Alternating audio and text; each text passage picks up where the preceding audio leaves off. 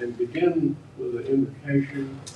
And as usual, I'm going to ask Director Standridge to do our invocation. Let us pray. Lord, we just come to you today and thank you for this system. Please, we just ask for guidance and wisdom as we do our meeting. Please be with our staff and employees, and please, we just ask for them to have safety as they perform their duties, and do a special prayer for our military and our first responders. In Jesus' name, amen. Okay, we'll call our roll. Director Patton. Here. Director Tyson. Good morning. And Director Wiedemeyer. Here. Director Morris. Director Brumlow. Here. And Director Stanley. Here. Full house. Our single topic of discussion today will be a presentation from Raftellus Financial Consultants regarding rates and rate structure. There will be no action taken today. This is just simply for educational purposes. So I think we'll have a question answer period, and that will be after the presentation. Jeff, do you have any introductions? Good morning, Mr. Chairman. Yes, I'm going to have Lester Smith introduce Raftellus. Okay. Good morning. I'm Demus Lester Smith. I serve as Chief Financial Officer for Central Alabama Water. This morning we have Mr. Piper Brandt and Raftellus to present the rate workshop material. I believe Raftellus has been serving this utility for approximately 20 years and assisting it in rate setting. One thing I would like to mention in addition to the rate workshop, back earlier this month we discussed the first quarter year-end results. At that time we mentioned that revenue was trending a little bit below the actuals to budget, and I said in this meeting we'd have Mr. Brandt here to discuss what some of the drivers of that may be. So that is also included in this presentation. With that, I'll now turn it over to Piper Brandt.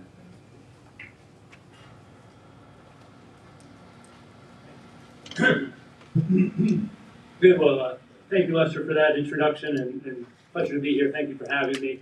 As Lester mentioned, I'm Piper Brandt. I'm the CEO of Raftellus, and I have had the pleasure of working in the Birmingham area for 20 plus years. It's been a great experience, and I certainly appreciate the opportunity to continue to do that. We're talking about rate setting. As a board, this is one of the most important jobs that you have. And as a rate consultant, I'm a little biased. I would say this is probably the most important job that you have. How do you want to set your rates? Different things. What's the magnitude of the rates, and what's the structure of the rates? And we'll talk about all that. As Dr. Hudson mentioned, this is just kind of informational. I'm going to provide a lot of historic context, a lot of information on the rate setting process. And then I'll show 3 alternatives that are revenue neutral alternatives under your kind of relative to your current rate structure. So that's kind of the flow of the presentation. And as you can see, here's the agenda. I'll go over some system demographics. I want to make sure you understand.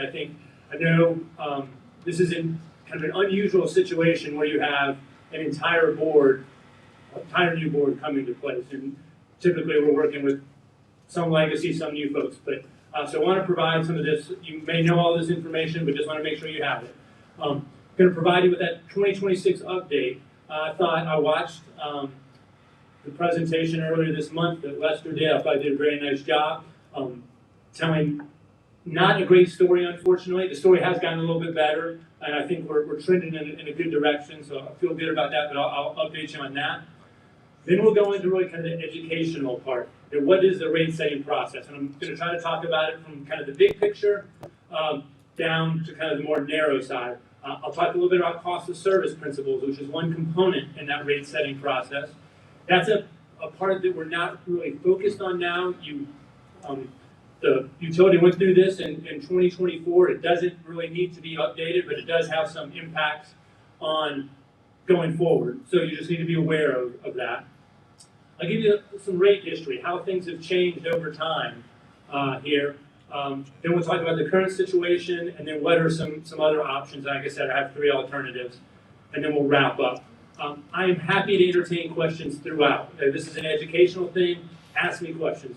I hope that at the end of this, you feel like you have more knowledge about the rate setting process, about the journey that this utility has been on over the last 20 years. So for context, again, the past is important and that you know it and you understand the context, but one of the advantages of having a completely new board is you also need to look at this almost like a greenfield. What do you want?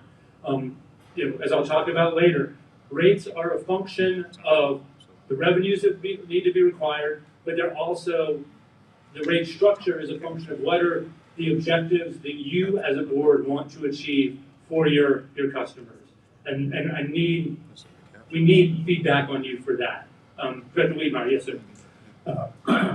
Before we get into that, I think it'd be helpful for everyone to give a little background on Raftellus and your experience. Happy to do that. With other water utilities around Yes, the sir. United States and all. Yeah, so Raftellus was founded 33 years ago by a man named George Raftellus. He came from Ernst & Young. Back at that time, the large accounting firms did rate setting work for utilities around the country. They have since moved on to what they would probably say are greener pastures, where they can charge 7- and 8-figure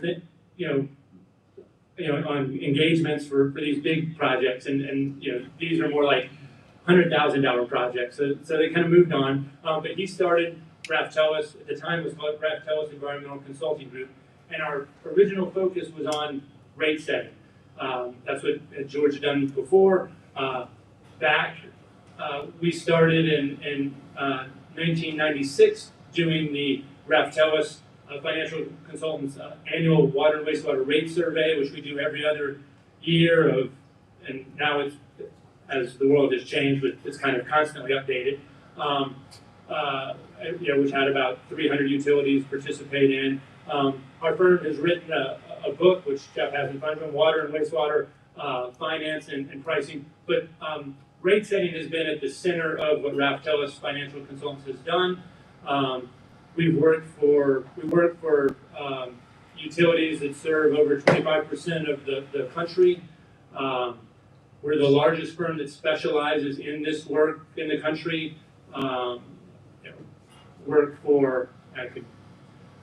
Actually kicking off next week. We're kicking off a project for Huntsville, so we work at other places in the state. Charlotte Water. I personally do work for Beaufort Jasper Water and Sewer Authority, City of Salisbury, North Carolina. We do stuff all over the country. I have about a dozen offices around the country serving utilities. So this is what we focus on. And again, there are some other firms that do this work, but no one kind of on the national scale that we have. And my background, I joined Raftellus 28 years ago. It's the only place I've ever worked.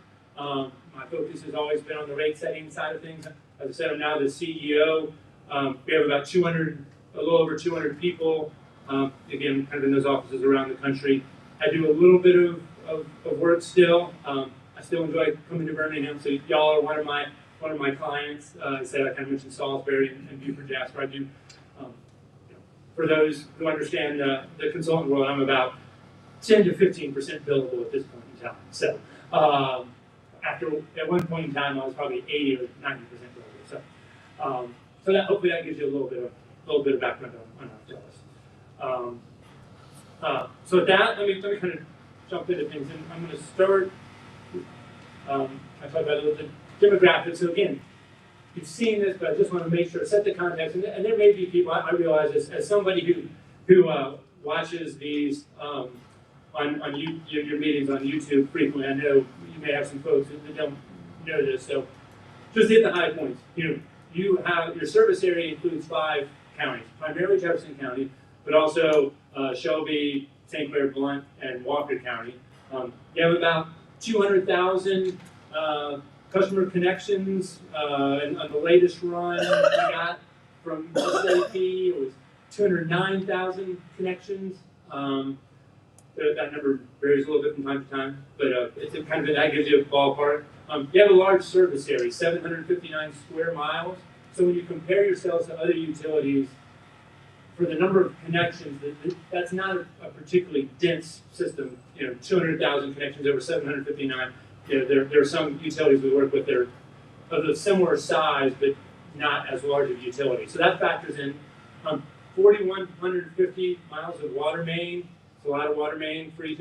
We have 4 treatment plants, Carson, Putnam, Shades Mountain, Western, and you have 189 million gallons per day of total treatment capacity across those 4 plants. And then actually the next slide goes into a little bit more detail on that, because I think this is an important point, is you have, and those add up to 189 million. Your average day production is about 110 million gallons per day. I think your peak day, if you look out over maybe the last 5 years, is a little bit under 150 million gallons per day. So you have capacity. That's an important factor in providing kind of the context.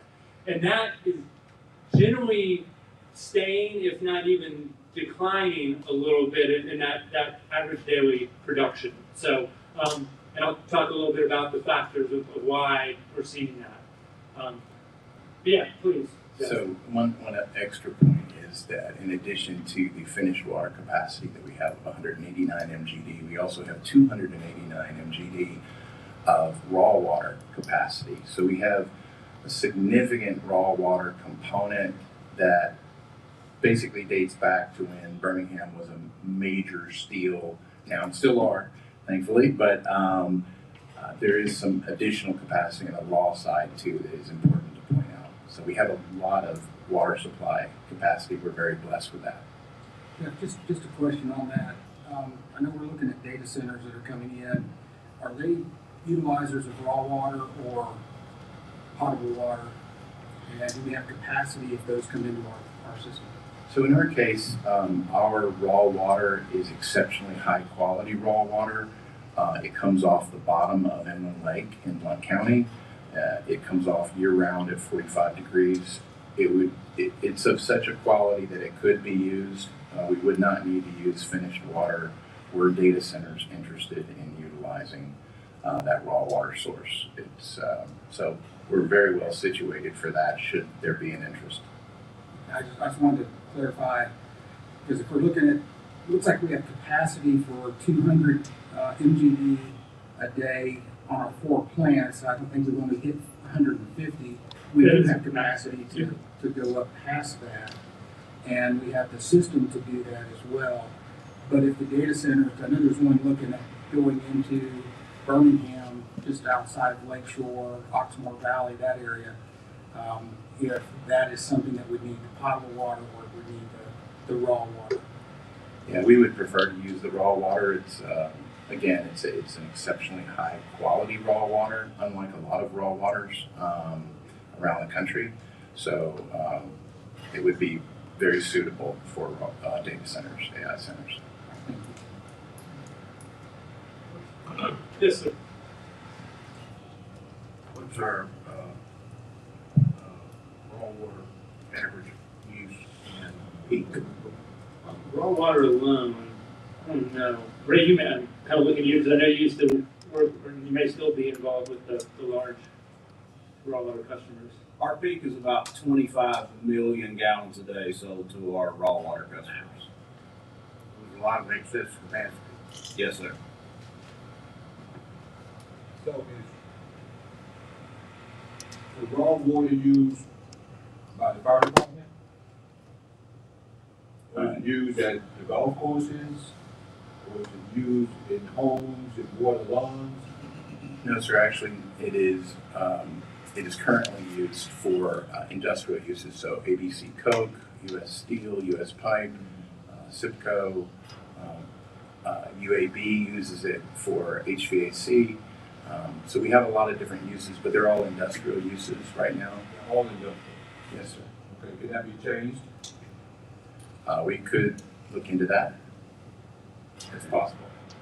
I mean, if you're watering the grass, or if you're putting out a fire, you don't need high-grade water, do you? The difficulty is in the way in which the system is configured. And typically, fire hydrants are fed off of a finished water system. So it would require additional infrastructure to be built. But it's not impossible. And in the long run, you could save money after the initial investment. Well, we would have to run all the calculations for that, yes, but I think that's, it's potential, yes. All right, any other questions? Move on to the next slide. So this shows you, as I was talking about that declining consumption and demand profile. This goes back to 2001. You can see at that point in time, you were at about 28 billion gallons for the year. 2024, we're closer to 22 billion gallons. Couple factors in that. One, and the biggest one is we're just seeing, and every utility around the country is seeing this, there's declining per capita consumption. Every appliance that is bought is more water efficient than, so washing machine, dishwasher, you've seen these ads where these things will only use 4 gallons of water to do, to actually get my dishes clean with that, but supposedly it is. So, I stayed last night at the Hampton Inn on 280, which is under renovation. So I've not advised staying there right now. But I noticed I'm in one of the new rooms and it has a high efficiency toilet. And there's barely any water in that. Every toilet is more. So that's what's really driving this. And again, utilities around the country are seeing this. And what this has done is, one, it's a challenge on the revenue side. The benefit is it is freeing up capacity for other uses if you have a data center or some other large water user. So that's the good side of it. The more challenging side is the revenue side, the revenue impact. And we'll talk a little bit about that. Yes? Is there a correlation between the water usage and GDP of a local area? There probably is a little bit of one on the residential side. I mean, you naturally would think that higher GDP would be higher consumption. Certainly from kind of residential lawn watering and things like that. On the commercial side, not as much, but it probably is a little bit. We haven't really done any work on that aspect of it. Weather related. It's more weather related, and you'll see some of that. I'll show some historic graphs. You have, as well as, and you'll see the graph, commercially, not surprisingly, during the COVID time, the commercial usage dropped down. Your residential, your tier 3 is kind of weather related, so they're very effective. Yes. I'm sorry about the big question. With the raw water, is there any, is raw water will be used on Oxmoor Valley with that center that they're building out there? Do we have any lines going out there to use raw water on Lakeshore, on Oxmoor Valley? Speak to that, Ray. Sure. So on that particular spot, we do not have raw water in that area. The closest that we have raw water to that area is downtown at UAB. I also wanted to add a point about this. The Water Research Foundation posted a study that shows that residential consumption nationwide trends down 2.1% per year due to the things that Pfeiffer mentioned. Which is a challenging business when what you're selling is going down. The consumption of that is going down. Now you've been blessed here because the area has grown some, so that's offset it a little bit, but hasn't fully offset.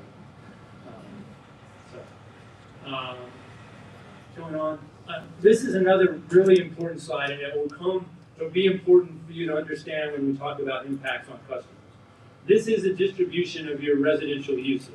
And on the left side, it shows kind of the percent of bills at each usage level. And this, we go to 1 to 20 CCF, and then we kind of lump together everything above 20 CCF, which is why you see that spike up.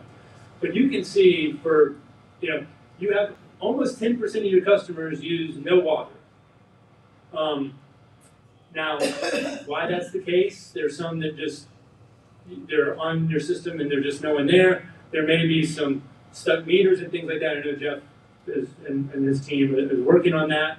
But that's one thing. But then even at one CCF, 2 CCF, 3 CCF, 4 CCF, 5 CCF, it's about, it's 8 to 12% of your customers using kind of each of those intervals, and then it starts to drop down. When you do that on the cumulative, you get to your median usage at 4 CCF. So 50% of your customers use 4 CCF or less, 50% use more. Can you do me a favor and convert that to gallons? Gallons? Okay, I actually have one on that. So just so people know, and let me see, I'm going to jump ahead a few slides. I have, I'm sorry. Maybe should have had this earlier. I forgot it. Okay, here. So what is a CCF? And this is a great question. There are two measuring approaches that utilities around the country use, and it's pretty evenly split. They either use 100 cubic feet of water, CCF, which technically stands for centimeter cubic feet, and that's 748 gallons of water, or they bill based on 1,000 gallons, or kgals. Right now, all of your meters read in CCF, so you bill based on CCF. Something that, one of the challenges is that nobody, or very few people can actually envision what a CCF is of water, or what 748 gallons of water really means. We tried to provide a little bit for a per person basic usage kind of data, and this is actually going down to about 30 gallons per day. That's taking a shower, washing things, drinking water, cooking water. That's kind of a real generic number. It's probably actually down a little bit for that. So as you can see, one person would use a CCF worth of water in about 25 days based on normal usage. So it gives you a little bit. I know it's hard to kind of wrap your head around.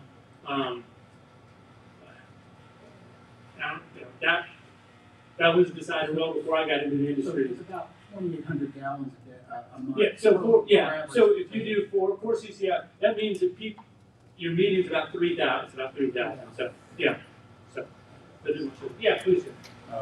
One thing is that, and I know we're not going to talk about advanced metering infrastructure today necessarily unless the board wants to, but it's our intention once we move in that direction to propose to the board that we convert from CCF to gallons, because everyone can visualize what a gallon of milk is, what a gallon of water is. Very few people, as Piper said, can picture a cubic foot of water. So that will be our intent. Whether the board wants to do that or not is up to the board, but just so that you're aware of that. And that's why I asked the question, because our average customer has no clue what a CCF is. I know what it is. Yeah. But when you say 4 CCF, that's roughly 3,000 gallons. And I think our customers understand that as opposed to the CCF. Yeah. So, if we move to the gallon, I would be You make more money with CCF versus gallons.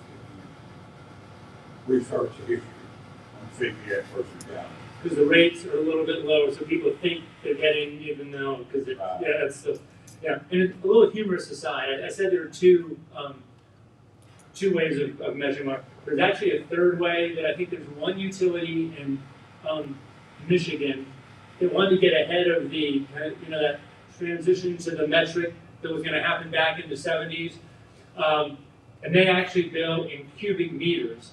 So if you want something that's hard to rationalize, you tell people that you're billing in cubic meters. So 100 cubic feet is bad. Cubic meters would be even worse. So, but yeah, I think.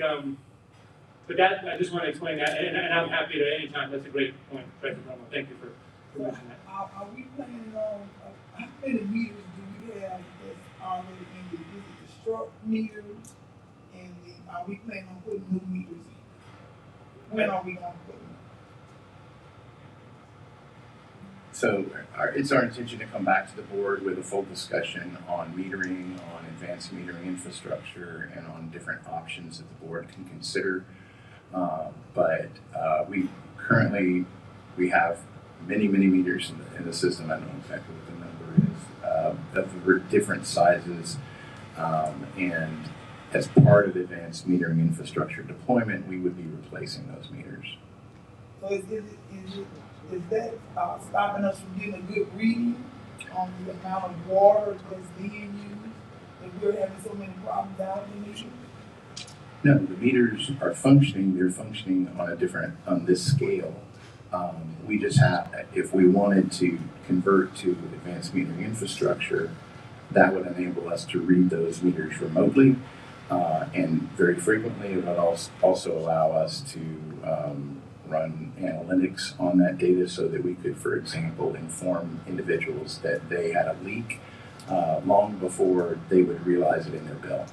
And so they can proactively address those issues. So there are a myriad of benefits to advanced metering infrastructure. We're one of the very, very few utilities of our size in the country that don't already have something of that nature. So, but that again is for a future meeting. But no, the meters that we are reading are accurate. If they turn out to not be accurate, we replace them. Back to the paper. Got a little preview of the other slides. All right, so that just gave you an idea. So it's important to understand, a lot of your customers don't use that much water. 50% use 3,000 gallons or less. The 90 break is about 11 CCF, so you're looking at about 8,000 gallons, 9,000 gallons or less. 90% of your customers use less than that amount of water. So, and that'll come into effect when I talk about the customer impacts a little bit later on. But I wanted to get this in your mind now. All right, so now I'm going to jump to the 2026 update that Lester talked about. As I said, I thought he did a really nice job kind of telling a not great story for the first 3 months relative to, but things have gotten better. Here's what it looks like, and I showed not just 2026 actual to budget, but also the 2025 actual to budget. This is just residential through April. So back in Lester's presentation, I think we were about 3.3 million short on the residential side. You can see we've kind of closed that gap to about 2.8 million short on the residential side. One of the positives is we're about almost 800,000 above last year's revenues through April.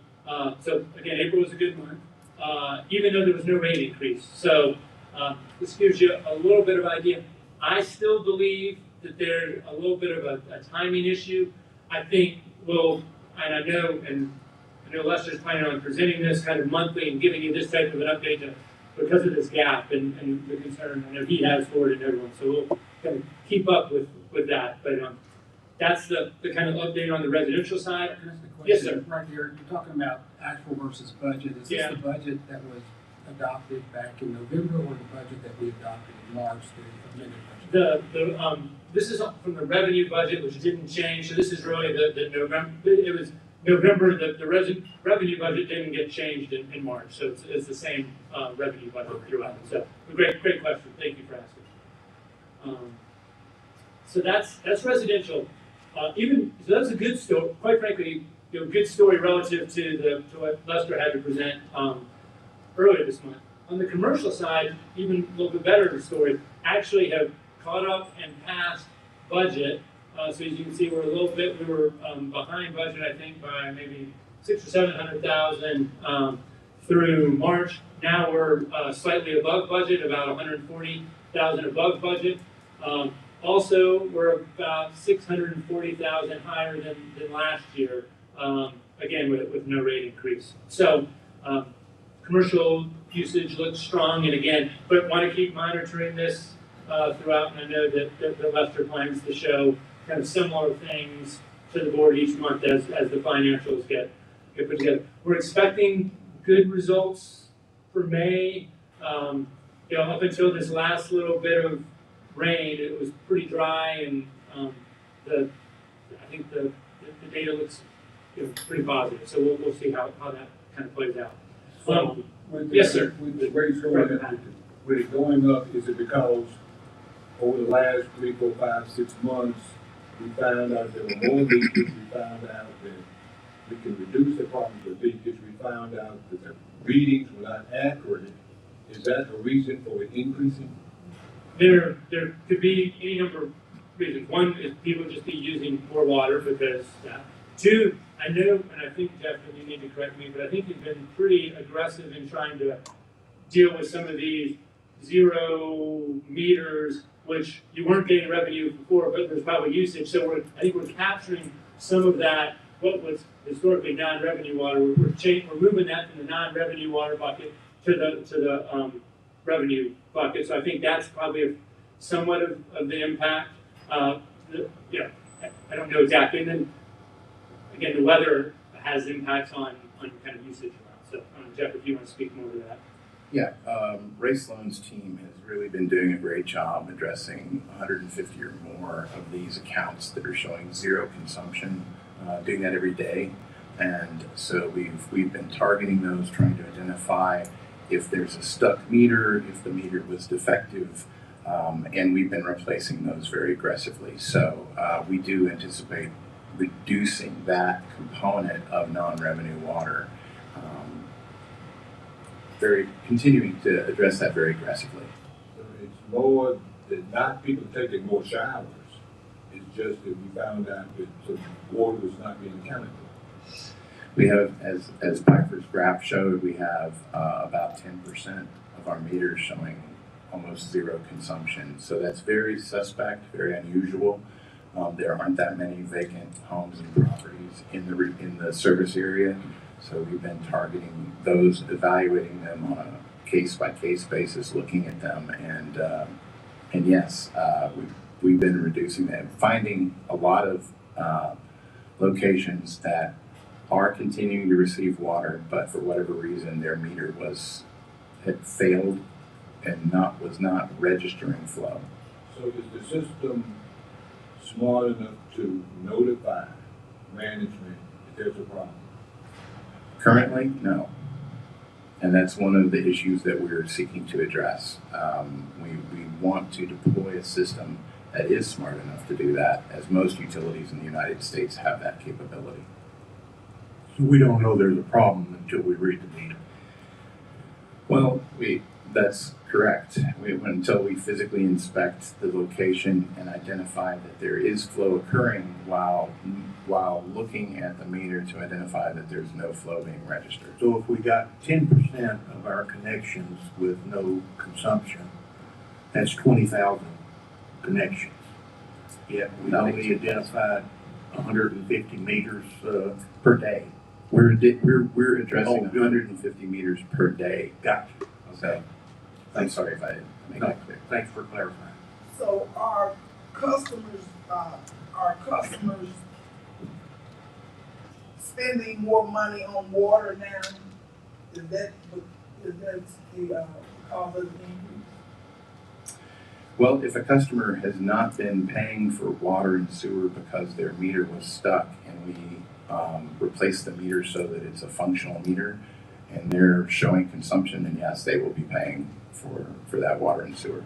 So are the customers that the meters work with, are they paying more money? Are they using more water? People use more water or less water throughout the year, depending largely on the weather. But overall, no. I mean, we're still on the residential side below where we would like to be. So let me ask you one more question. So if my meter has been stuck for 2 months and my bill has been 0, and the next month my bill is $86, we're going to try to go back and charge me for the 2 months that it was stuck and it wasn't my fault? If we can identify and that flow actually occurred, then yes, we will attempt to correct that. But you would be guesstimating then. There are various standards that are in place that have been used throughout the industry for estimating those kinds of flows. So yes, we would do that. Bottom line, I would be billed at some point. It may not be an accurate billing, but it would be a billing for the 2 months that I didn't receive water. The water was not covered. That's correct. Is that what you're saying? That's correct. So this impacts Jefferson County also because their billing is based on water usage. So have there been any discussions with Jefferson County about them being willing to work jointly, perhaps provide resources to try to correct the situation? We've had a number of meetings with Jefferson County, and we have discussed those matters with them. We're continuing to have those discussions, and we believe that we can collaborate on some of these issues, yes. You've gotten a positive reaction from them on that, or? We've got a positive, I would not say it's definitive yet, but it's a positive reaction, yes.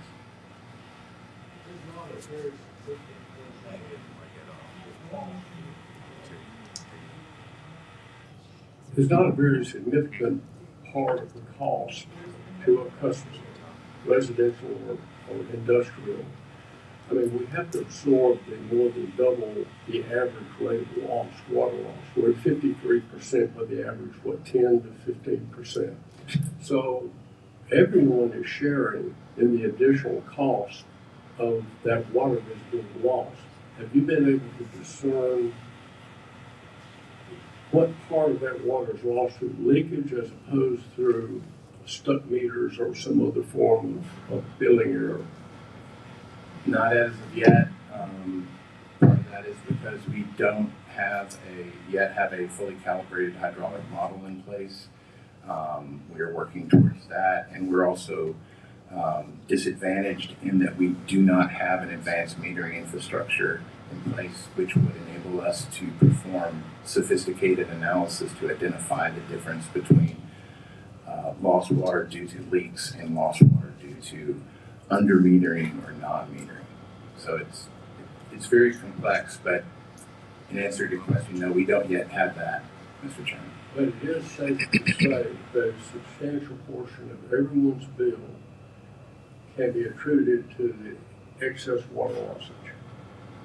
There's no question. I mean, when we're treating water, pumping that water, using chemicals, using power, those costs, whether that water is registered or not, are being distributed to our customers who are paying. Yes. That's pretty obvious, but I want to make that point so we keep it. Just a follow-up question on that. I got another question about this particular slide for you. What is the cost to treat the water loss that we have? We've been told it was $4.5 million a year. Is that an accurate statement? Again, that really goes to what I said earlier about it's incredibly difficult to nail these things down because we don't know how much of that water loss is lost in the pipes, never makes it to the customers, how much makes it to the customers, but for whatever reason we're not getting paid for it. But our treatment cost on it, our cost of production of that lost water, what is that cost to us that we're now spreading on to our customers? So it varies. I don't know if Tim has the latest figures based on chemicals and pumping. I don't actually have that number in front of me, but we can certainly get that to you. Fair enough. Now, on this particular slide, we're seeing an increase in commercial water usage, and one of the proposed thoughts on that was that we're catching up on zero-read readers. Do we have zero-read meters in our commercial system? And if so, are we addressing those first before we address the residential?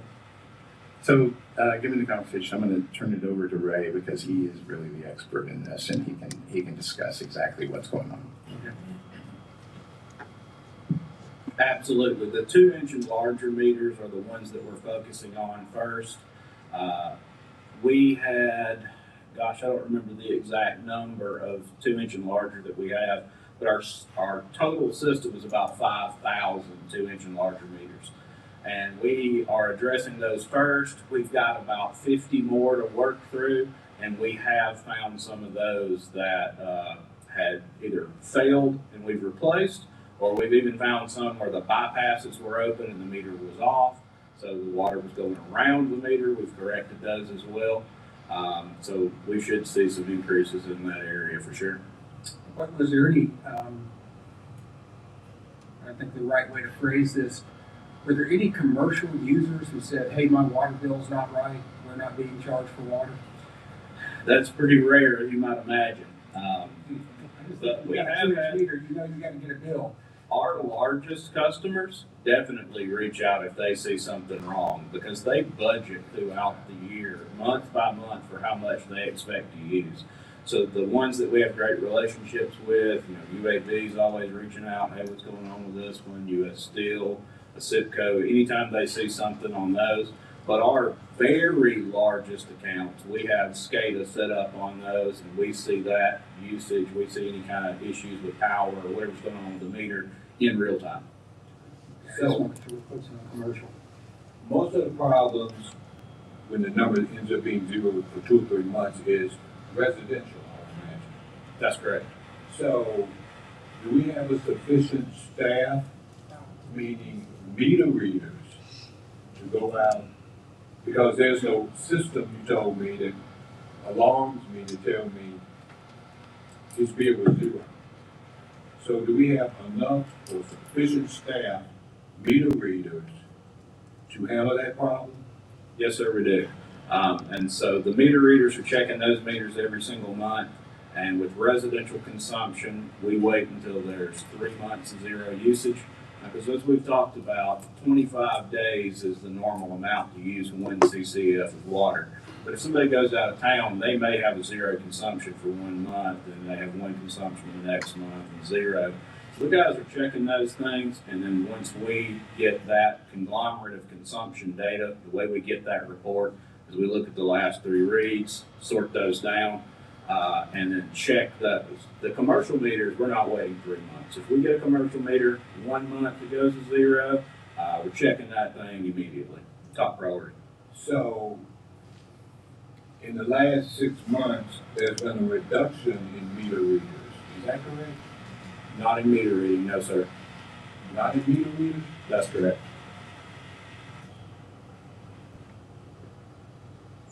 Okay. Not with meter readers. That's correct. Okay. Let me say that, you said, yeah, the sooner we get the radio read meters, you don't have to go out and pinpoint it. It's gonna come back here.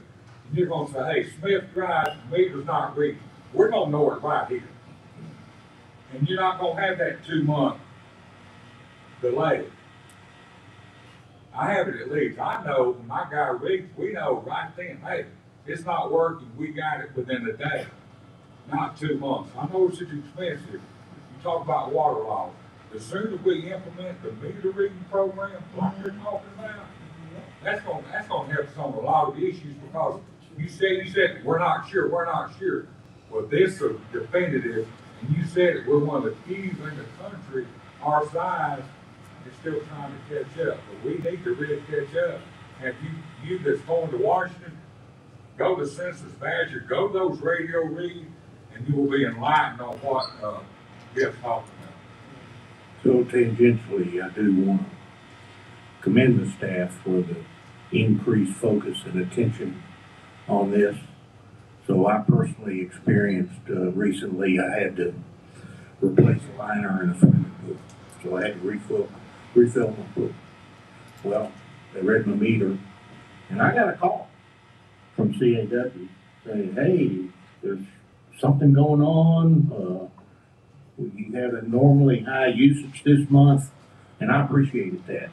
And I hope and she didn't know I was a director, so there wasn't any preferential look at that, at my account or all. So I want to commend the staff for taking those steps to identify higher usage and contacting customers about it. So you don't think they knew you were? No, they didn't know. I asked them. They got my name, address, and telephone. Well, they had mine too, but she didn't know I was a director. I asked her specifically. Okay? And just to kind of follow on Director Morris's, one more benefit, and it kind of ties in with Director Weidmeyer's point. Not only for identifying zero accounts, but also for helping to identify leaks. And that's a real value of the automated metering infrastructure, is that people can get notices just like Director Weedmeyer did, but they can get automatically sent when the system says, hey, you're using a lot of water at 3 a.m. Are you sure that's right? And that can really be beneficial. So customer service, yeah. So customer service is a big, that's the real, to me, that's the real reason to go to the structure, of being able to do what you said. So just throw that little, I know we're not talking about that, but just throw that in there as well. So I'm going to move on. I'll go through these relatively quickly. This just shows kind of trends so you can get an idea from 2019 to 2026. The residential side, it's all pretty flat. This is just through April. Not much. It's interesting. You can see the commercial. We had that kind of dip in 2022. Kind of interesting. But that's just a little bit of, again, context for you. This is kind of full year where you see, and here's where you really see the variations, and the black 3 is the kind of tan one on the left. Seeing that going up and down. That's a weather related. Your tier 3, which is the greater than 12 CCF, which is like greater than 9,000 gallons. That's really weather impacted. And in the commercial, you see the full year trend. In 2020 and 2021, the commercial was a lot lower. Again, that was kind of COVID related. So not a heck of a lot, but just wanted, again, to provide you some context. Can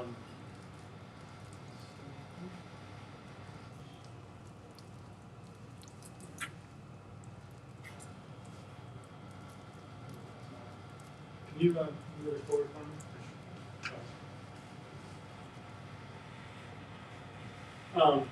And this shows both the consumption and the revenue. What's interesting here is the consumption is kind of the green line, and the revenue is the blue line. And then we have what the rate increases were. So basically, your consumption pretty flat, but your revenues have gone up, and that's strictly because of rate increases, as you kind of expect. And then you can see kind of the same trend on the commercial side. So again, just trying to provide you some context around the historical usage and your kind of two big buckets of customers, residential and commercial. Okay, and this is kind of the full year, and again, you see kind of flat usage, but revenues going up. So again, just some context. I'm not going to spend a lot of time here.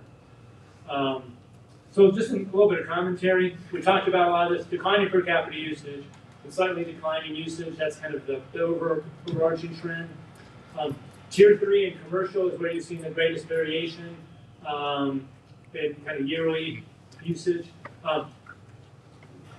Meter, one of the things that I haven't really talked about, I'll talk about this a little more, but one of the challenges is with your rate structure that you have now, when things aren't read every 30 days, it becomes problematic because they're blocked. So people get pushed into higher blocks if their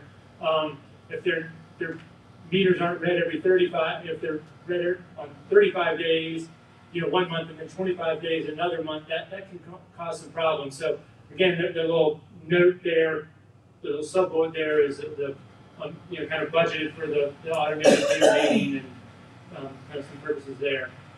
And basically, you've had relatively flat usage, maybe slightly declining, but revenues have increased over this period, and that's been due to the rate increases that have been imposed. So I think that's kind of the overarching commentary on revenues, kind of historic context. So again, just wanted to provide you with that historic context. So now we're going to move to the rate setting process. This is more on the, yep, is there a question? Yes, sir. So how are we trending on improving those meter reading gaps?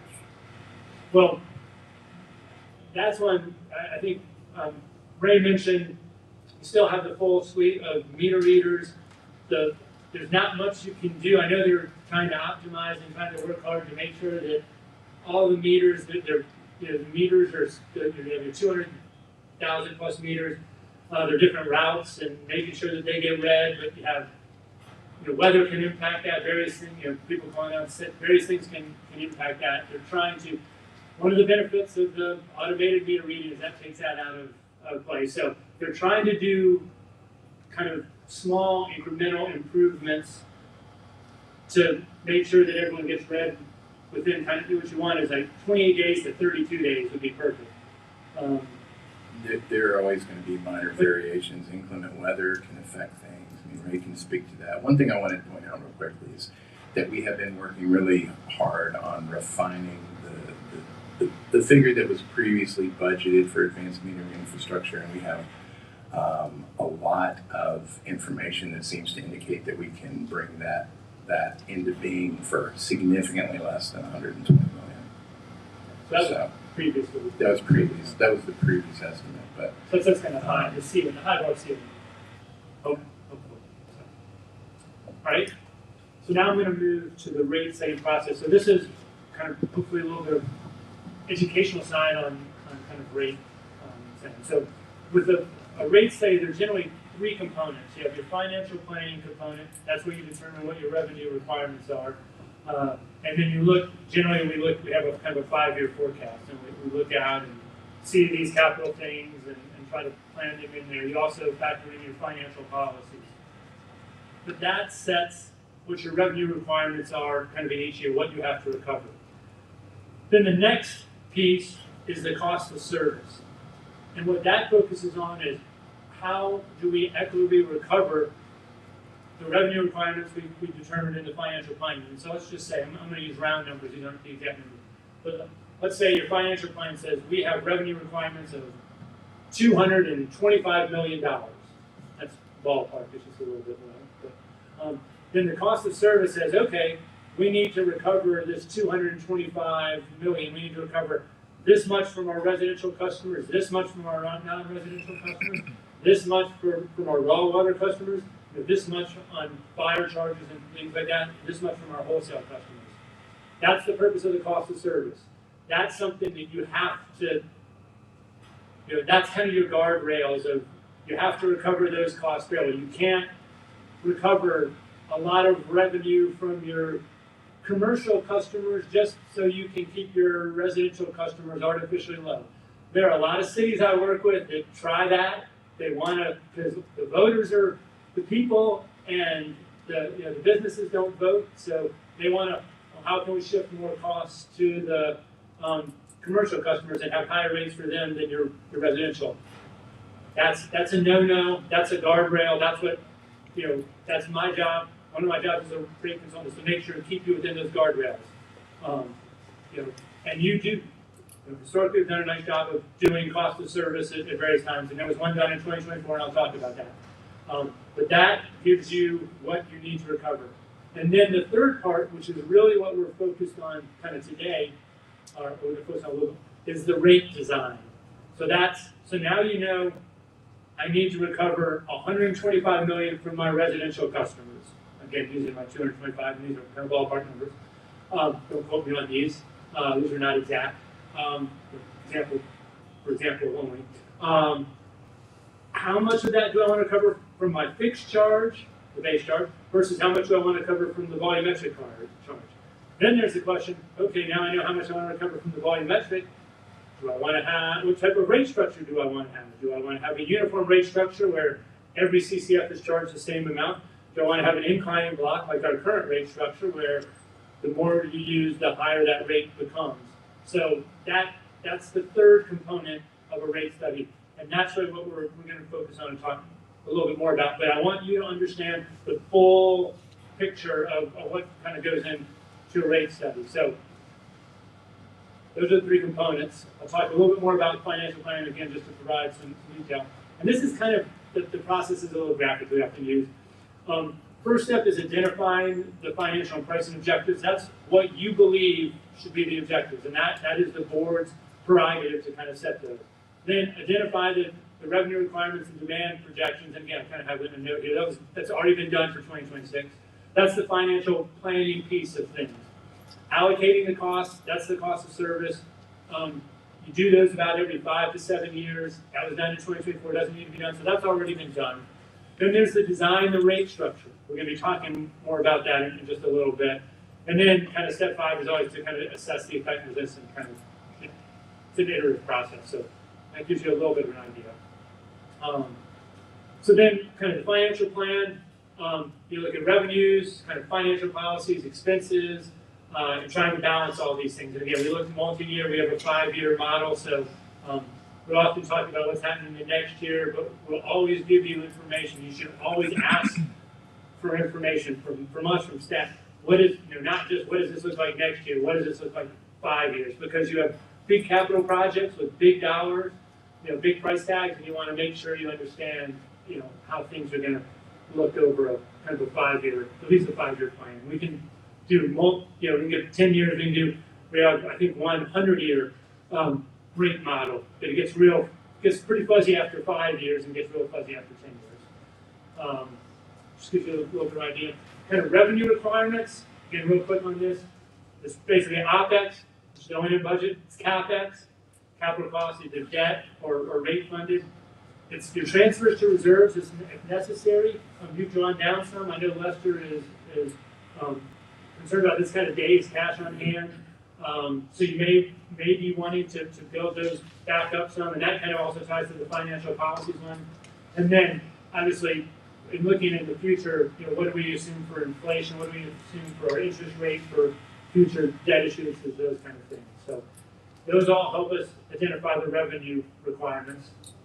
And again, that totals up to this number that, we're just going to use 225 as an example, 225 million as an example. Same time, you want to be looking at your revenue stream. Again, main thing, base charges, and then your volumetric charges. But you also have other operating revenues, tap fees, late charges. You have some system development revenue for new things, non-operating revenue, but those are all, it's probably 85 to 90% base charge and volumetric charge is a big revenue stream. Other things altogether make up 10 to 15% of your revenues. So kind of small in the whole scheme of things. And then, so have revenue requirements, have revenues, got to have revenue sufficiency. So that's what you look at. And then if you don't have that sufficiency, that's where we say, okay, we need to increase rates. And typically what you do is have, and what's typically been done, an across-the-board rate increase that goes on both the volume and the base charge, but every now and then you make tweaks to your rate structure. But that's pretty much kind of the rate setting, financial planning side of things.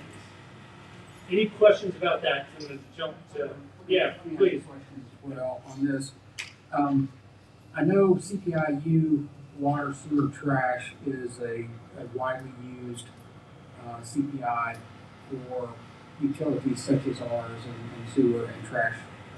How accurate is that in keeping up with the inflation component and the capital needs components of utilities? And if that were implemented because when I'm looking at the rate increases, oftentimes the rate increases are being asked to be greater than the CPI-U water, sewer, trash, which itself is typically a little bit higher than the regular CPI. Yeah.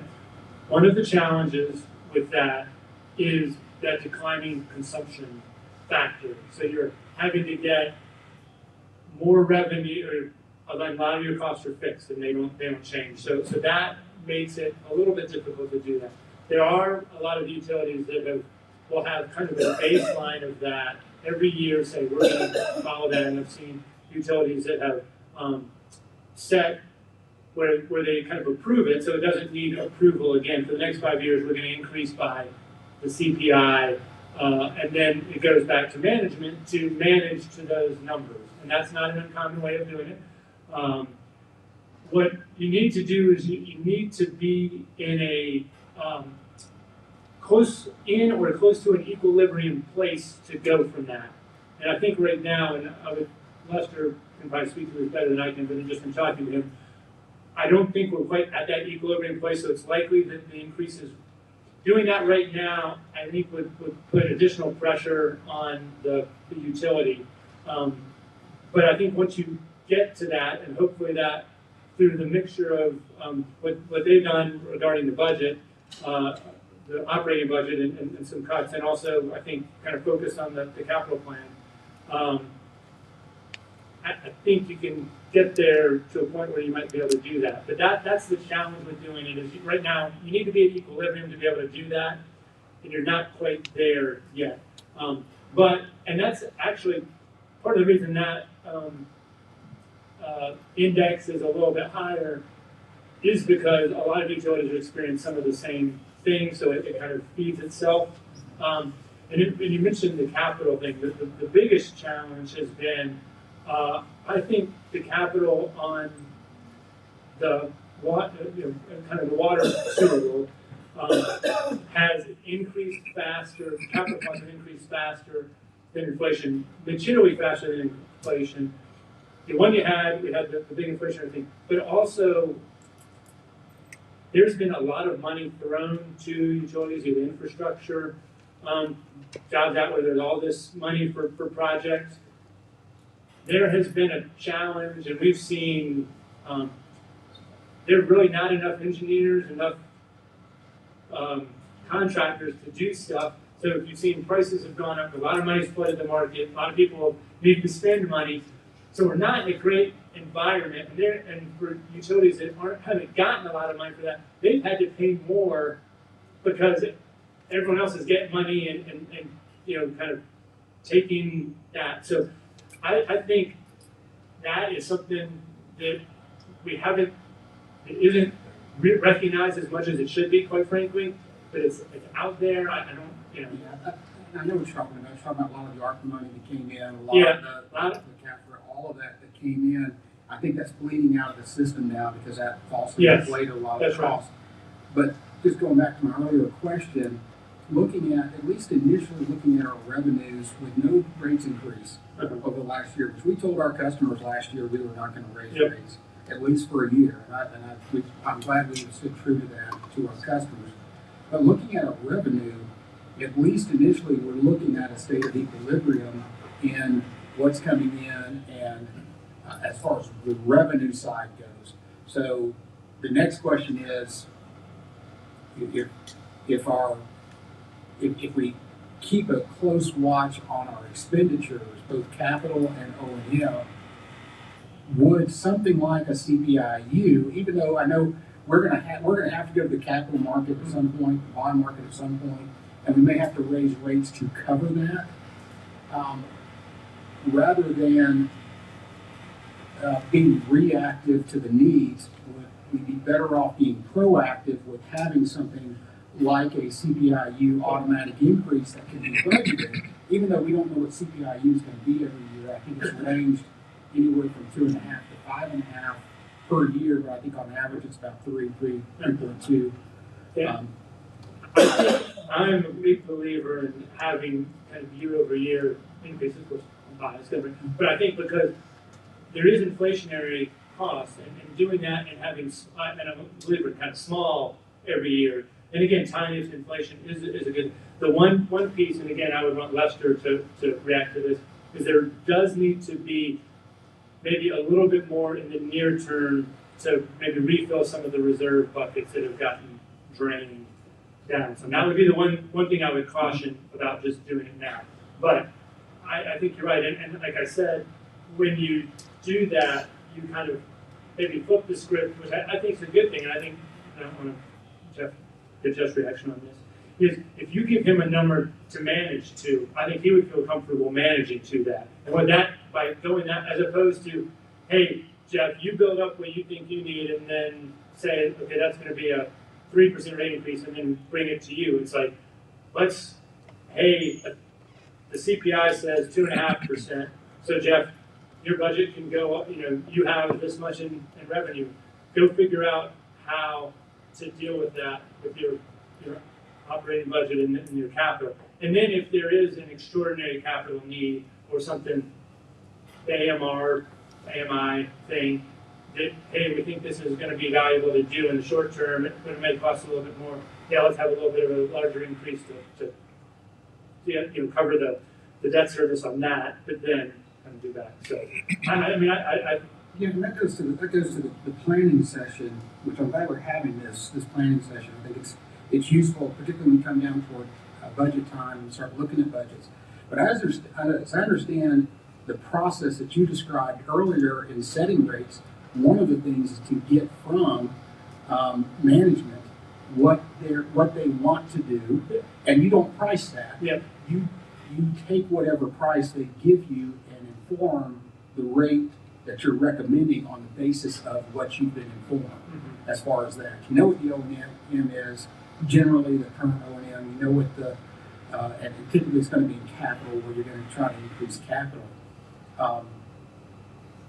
That in and of itself leads to that rate structure where we can decide we want to build a space shuttle, and we get to price that into the rates to the customers, and that's not an appropriate management. So that's what I'm trying to get at is there a way we can give some clarity to our customers as to here's what you can expect unless something unusual happens. We can manage to this, and you can expect that, so that you kind of know what that's going to look like. And I'll get to different rate structures. yeah, but and that is a way, and you're right, because it's like, it's a self-fulfilling thing, or just kind of keeps going. If, like you said, build a station, you just kind of keep adding a little bit of cost here and then add a little bit of cost in there. But if you can do it, and again, I think Jeff, and again, I'm going to speak for Jeff, would welcome the, hey, this is what we have, you know, based on the CPI is going to let us increase them 2.5%. We know what the revenues are going to be based on that 2.5%. Then they go back and figure out what the budgets need to be to do that, which is a, and there are plenty of utilities that do it. I think more and more utilities are thinking along those lines. So, may not be that process. Any other? So let me ask about collections. So if there was a budget, and I don't know what the budget was, if there was a budget for X amount of dollars, I know we didn't increase the rate last year or this fiscal year. So how did we end up last year budget-wise, revenue versus anything else? Last year, revenue, you were under budget. I don't know the exact amount, but it was under budget on revenue. I think you also came in, did you come in last year under budget on O&M as well, or did you not get that? I can't remember that. I'm sure you can maybe speak to that. So as it relates to revenue last year, these are unaudited numbers. Revenue compared to budget, we were under by about $6 million. Under about $6 million. Yes. Six.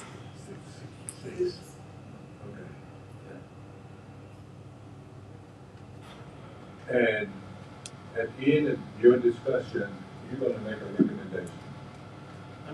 I'm not going to make a recommendation. I'm going to show you some alternatives that are revenue neutral with different rate structures. So do you anticipate a rate increase? And this is, none of this, we're not even looking at 2027 as part of this. So there are no projections for 2027 yet. There'll be another one of these. I'm sorry, Go ahead. No, I'm just saying, there'll be another one of these where we'll have that. We don't have the information right now to be able to do what things might look like in 2027. This is really just focused on, do we continue to recover the revenues that we're recovering now, the 2026 revenues, under the same rate structure, or do we consider moving to a different rate structure, either for some part of this year or in 2027 to recover those? But there's no, as part of this presentation, there's no looking forward to 2027 yet. So that'll be, but you'll get all that information. I think Lester and I talked about maybe having a workshop on that in a couple months. So we're not looking at a possible rate increase for our customers this year, 26? Not a revenue increase, and not a rate increase of, if the only thing we're gonna show is, I'll show to get the exact same amount of revenue under different rate structures, what it would look like. So there's no additional revenue gain, it's just if we recover it in a different way. And then it's the board's option to implement a change in the revenue structure mid-year, which is possible in your purview, or to wait till 2027 to do that. I will show you the impacts, because there will be impacts on, anytime you change rate structure.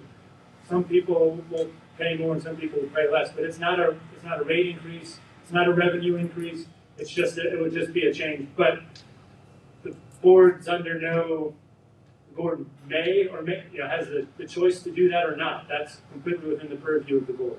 But it would help if we plugged up all the gas.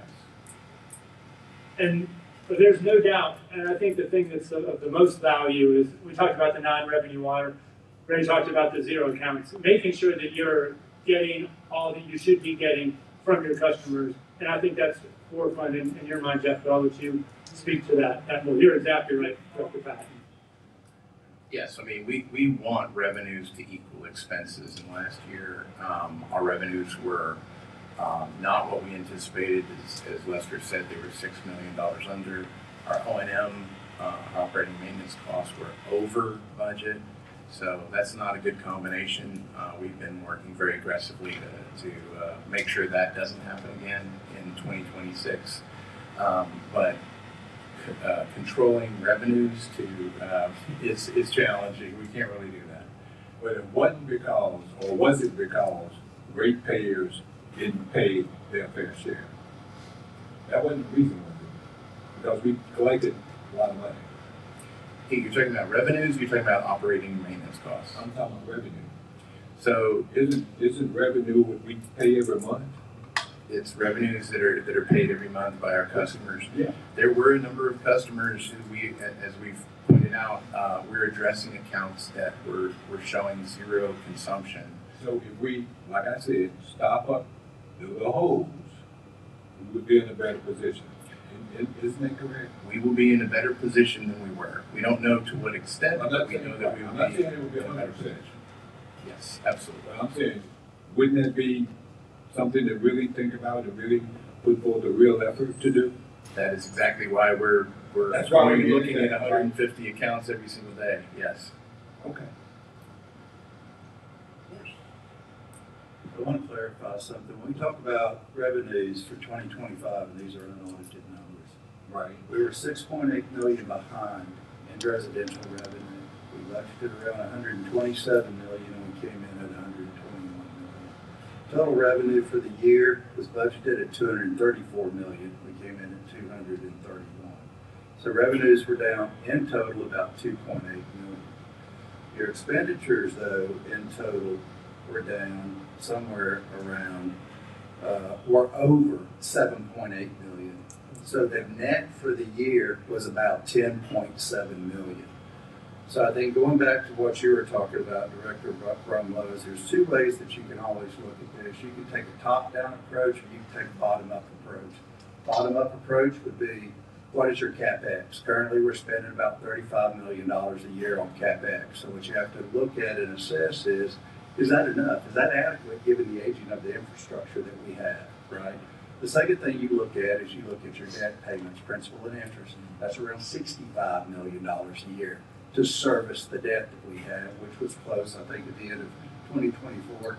You mentioned it, Director Morris, it was around $900 million. So I can't do a lot with that, right? You can do a little bit with CapEx, but you have to be mindful of the aging infrastructure. And we look at our operating expenditures. Our operating expenditures that we presented was at $126 million, split two major categories. There's labor, that in the original budget was around 50% is what it's running to your total OpEx. And then there's the OpEx piece, right? So you can stack those three together and you can say that sum totals 226 million. So that's the amount of revenue that we need. And you can give a rate increase to address that. I think what we have to be mindful of is where we're at right now is one, Where's our current rate structure compared to where it should be given our peers? Is it higher? Is it lower? Is it somewhere in the middle, right? Then we have to look at our OpEx and we have to say, do we have good control over our operating expenses to make sure that we are running as fiscally responsible as we can with every dollar we spend, right? The way you do that is I understand that there's going to have to be increases in revenue from a rate perspective. But the other thing we have to do every year is we have to look to say, are we building in innovation, right, efficiencies in our processes to at least offset some of those inflationary increases? Does that make sense? Clearly understand what you're saying. So the other approach, top down to bottom, is you figure out what's an acceptable rate, right? Then you're going to come in, you're going to back out your debt payment, which you have no control over. Then you're going to back out the CapEx you need. That delta now tells you how much you need to run this organization at in order to have a reasonable rate. And then you look for the cost adjustments that you need, right? And that's where you build in that efficiency and the effectiveness of stuff. So how much money did we gain by the reduction in workforce? So the reduction in workforce, when we looked at that, keep in mind this was a partial year impact, right? The reduction occurred in March. We had 8 weeks worth of severance, right? We're going to start seeing those savings as we get into mid-May and June, right? That was roughly about $11 million in this year, adjusted for that short time period. As we go into 2027, the full year impact is going to be right around $20 million. Yes, sir. Now, that's barring any increases in any of your labor costs, right, going into 2027. Now, listen, one issue, and maybe you can address this, on the debt structure. We don't have a lot of say over that because that's already been issued, but we do have say over debt that will be issued. That is, any kind of upcoming debt that may come in, and viewing that in light of any debt that may be coming off the books. As far as debt coverage goes, do we have any debt that will be coming off of the books that we can reduce that debt service portion of our budget? So if you look, as I mentioned earlier, your debt payments normally run about $65 million a year, right? Except for 2026. The total amount of principal and interest is up around $120 million, right? Half of that is being driven by the revenue, the RAB, the revenue anticipation bond, right? That's roughly around $63 million that will mature September 1 of this year. And as I've said a couple of times, those dollars are already set aside to take care of that. So this year, yes, there is a spike in the debt payment, but next year it will go back to about $65 million. And one other piece in there, if I understood you correctly, we got roughly a $230 million budget, and we budget residential at $125 million of that. As far as income goes. It was 127 million last year. I don't know exactly what it is this year, but it's in that ballpark. That gives you So, and I'm just, you being rough here, our commercial customers pay about half of our budget, and our residential customers pay the other half. Is that, I'm just in real rough figures? Yeah, it's a little less. It's maybe 55% residential, 45% everybody else. Yeah, because the commercial is 79. As of the year ended December 2025 unaudited, the commercial was right at 70 million. Right? And the residential was sitting somewhere around 121. That's just commercial. There's some other, like, Correct. some other You've small got- non-residential. You've got many other categories there within the revenue. For example, you have your raw water, your industrial, private fire protection, stuff of that nature. There's some other ancillary categories. But all those could be construed as kind of commercial-ish. Non-residential. I'm just trying to, because we want the commercial side to grow, definitely, because that's good for the area, that's good for the city, and we exist here to help those kind of things happen. But at the same time, we've got to look at our residential customers because we have a fiduciary duty to them to make sure we have potable water for them to get up and brush their teeth and shower with. So I'm just seeing kind of the split between how we're adjusting that revenue, because that gets into later our rates and our rate structures. Thank you. Let me just say, I won't say anything.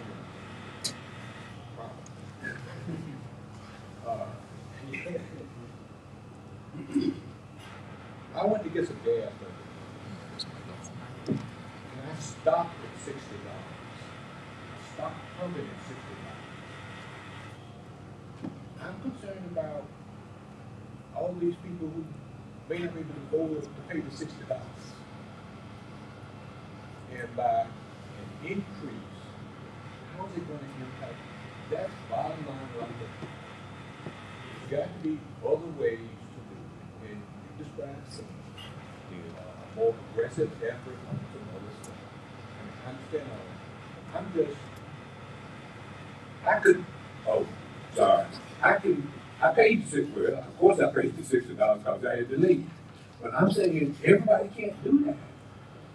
And we're kind of just headed, I want to be in a direction where if it's, and we fought hard for the zero increase this fiscal year. I hope we can do the same thing for the remainder of this year, and I have to worry about next year. But that's my real concern. That's my real concern. So we can put some of these stockholders together, and maybe we'll be in a better place to tell the rate players, we got good news. It's not going to change. That's my concern. I didn't fill up with $60. And I mean, my head was hurting all the way home. $60 for gas and you didn't fill up. But I've seen a big increase in my bill, and I know I didn't use any more water than I've been using. And I've seen a large increase in my bill. And I stayed in the center of Jefferson County. Let me pass along an observation. I'm looking at this 2006 versus 2026 rate. Okay, I'm looking at 2006 versus 2026 rate. The base charge in 2006 was $9.20. If I, as I just did, use the CPI inflation calculator, that $9.20 in 2006 inflated to 2026 should be $15.45. So that's a 40.4% increase according to my math. However, if I look at the 2026 base charge, it's $28.49. So why has, and that's 309%. Yep. So what has driven that cost? We still have 4 plants. We had 4 plants in 2006. So why has that changed so dramatically?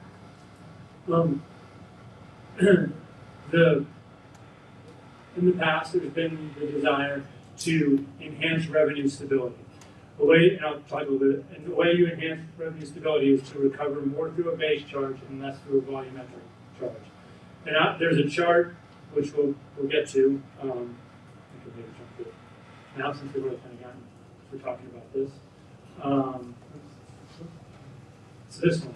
So this shows kind of, this is 2012 to 2024, so it gives you an idea. The key thing to look on here is you have the base charge is that line at the very top, which is kind of the bluish line. It increased a bunch at a couple of points when there was a push to enhance revenue stability at the board. So it used to be when that was $9, maybe 20% of the revenue requirements were covered through the base charge. Today, 35% of the revenue requirements are covered through the base charge. So there was the board wanted, historically, the board wanted to enhance its revenue stability, so it chose to increase the base charge more. And if you notice, the volumetric rates were pretty flat as the base charge went up. So that was a decision. One of the targets that the board made historically, and I was going to run through kind of the historic thing, is we want to recover 100% of our debt service, and Lester's talked about $65 million today, and it was not much less than that, it was less than that, through the base charge. And that caused a big run up from that $9.20 that you so aptly mentioned up, and I don't remember exactly how much it went up to. There were two phases, and you can kind of see it in this curve, in this thing. Between 2012 and 2014, there was a pretty big spike in the base charge. And then there was a slower run up between 2014 and 2019, which got us up to that, about where we are today, level for the base charge. So there was, yes, and then I have a chart about that, and you can kind of see. The base charge went up, it basically tripled in that period that you talked about, whereas the tier 1 rate only went up 50% during that same time. So those have all been decisions by previous boards on how they wanted to do recovery. Again, that's with the purview of that, and that's what I'm going to ask you that same question. How much do you want to recover through the base charge? Right now, it's recovering about 35%, about $83 million. Do you want to continue to recover that much or not? I see Director Tyson has a question. So the base charge is per customer, right? It is, and it changes And how by. much is that now? It is $28.49 for a 5/8" meter. It increases by meter size. That's just connect the meter. That is you pay that whether you use any water or not. I thought it was $25, and now it's 20 what? It's $28.49. 28? $28.49. Yes, ma'am. And I can get you the history if you want to see the history of that, all the Yeah, base I charge. thought it was 20. And how does that compare to national average and our peers? You are in definitely the top quartile, probably the top decile of that. It is a high charge, and again, as I say, there's good and bad with everything in life. The good is you have some of the stronger revenue stability of utilities, and when you have had consumption's been down, you haven't been as impacted because you have this base charge. The negative is it is a high charge to have when there's no usage. So, Strict. That zero charge that you were talking about earlier, The zero customers still pay the 28. Yes, yes. Sir. so it's just that you move into a house and you get connected to the water. That's $28 and something. Well, actually, if it's a house that already had a line, then each month you're going to pay $28.49. If you're building a new house and you have a connection, in the system development fee, that's a whole. That's connect a whole. That's a house that wasn't on the system. It's now on the system. That's $1,000. And every time it's going up to $1,500. So, but that's a separate thing. I'm not going to get to that. So the extra money that we're seeing is coming from the base charge. So even if we don't increase the rates. Yep. And we increase the base charge, so what's the difference? You still charging them more money. Yeah, but when we had no rate increase, the base charge didn't increase from 25 to 26. Now I'll get you the history. The base charge did increase the 4.8% or whatever the year before and whatever, but as you can see, the base charge went up. We actually brought it down a little bit because it was getting a little bit out of. I think the board was concerned it was getting a little bit out of control, but then it's kind of popped back up. But again, you're going to get a chance. We'll talk about that, and this is your chance to kind of revamp things how you want to do it. This is your opportunity to put your footprint on it. Do you want to continue to recover 35% of your revenue through the base charge, or do you want to recover less? But if you recover less, your volumetric rates have to go up. It's not a we can bring this down and not make other changes. They're all it's all connected. But that is the board's decision, is how much you want to recover, how much you want to cover through the base charge, how much you want to cover through your volumetric charge. And that's a very important decision. You see, I have 3 primary questions, and if you look through the slides. Can I ask another? Yes, ma'am. About the base charge. So the base charge, you can only raise it once a year, is what you're saying? I mean, Are we doing it 2 and 3 times? no, you only raise it once a year. You historically have only raised it once a year. In 2009, you had 2 rate increases. That's the only time the base charge has increased twice in 1 year. But it Only increases. $25. I could look and I can get you all the historics on the base charge. We have all that detail. So I'll get you. What was the total debt of the organization in 2006? Does anyone have the number? We may have that. I'd have to go back and see. It all was apparently was driving this base cost is the increase in debt. And that is growth in the system at all. But you can, yeah. Almost no growth in the system on number of connections, Yeah. correct?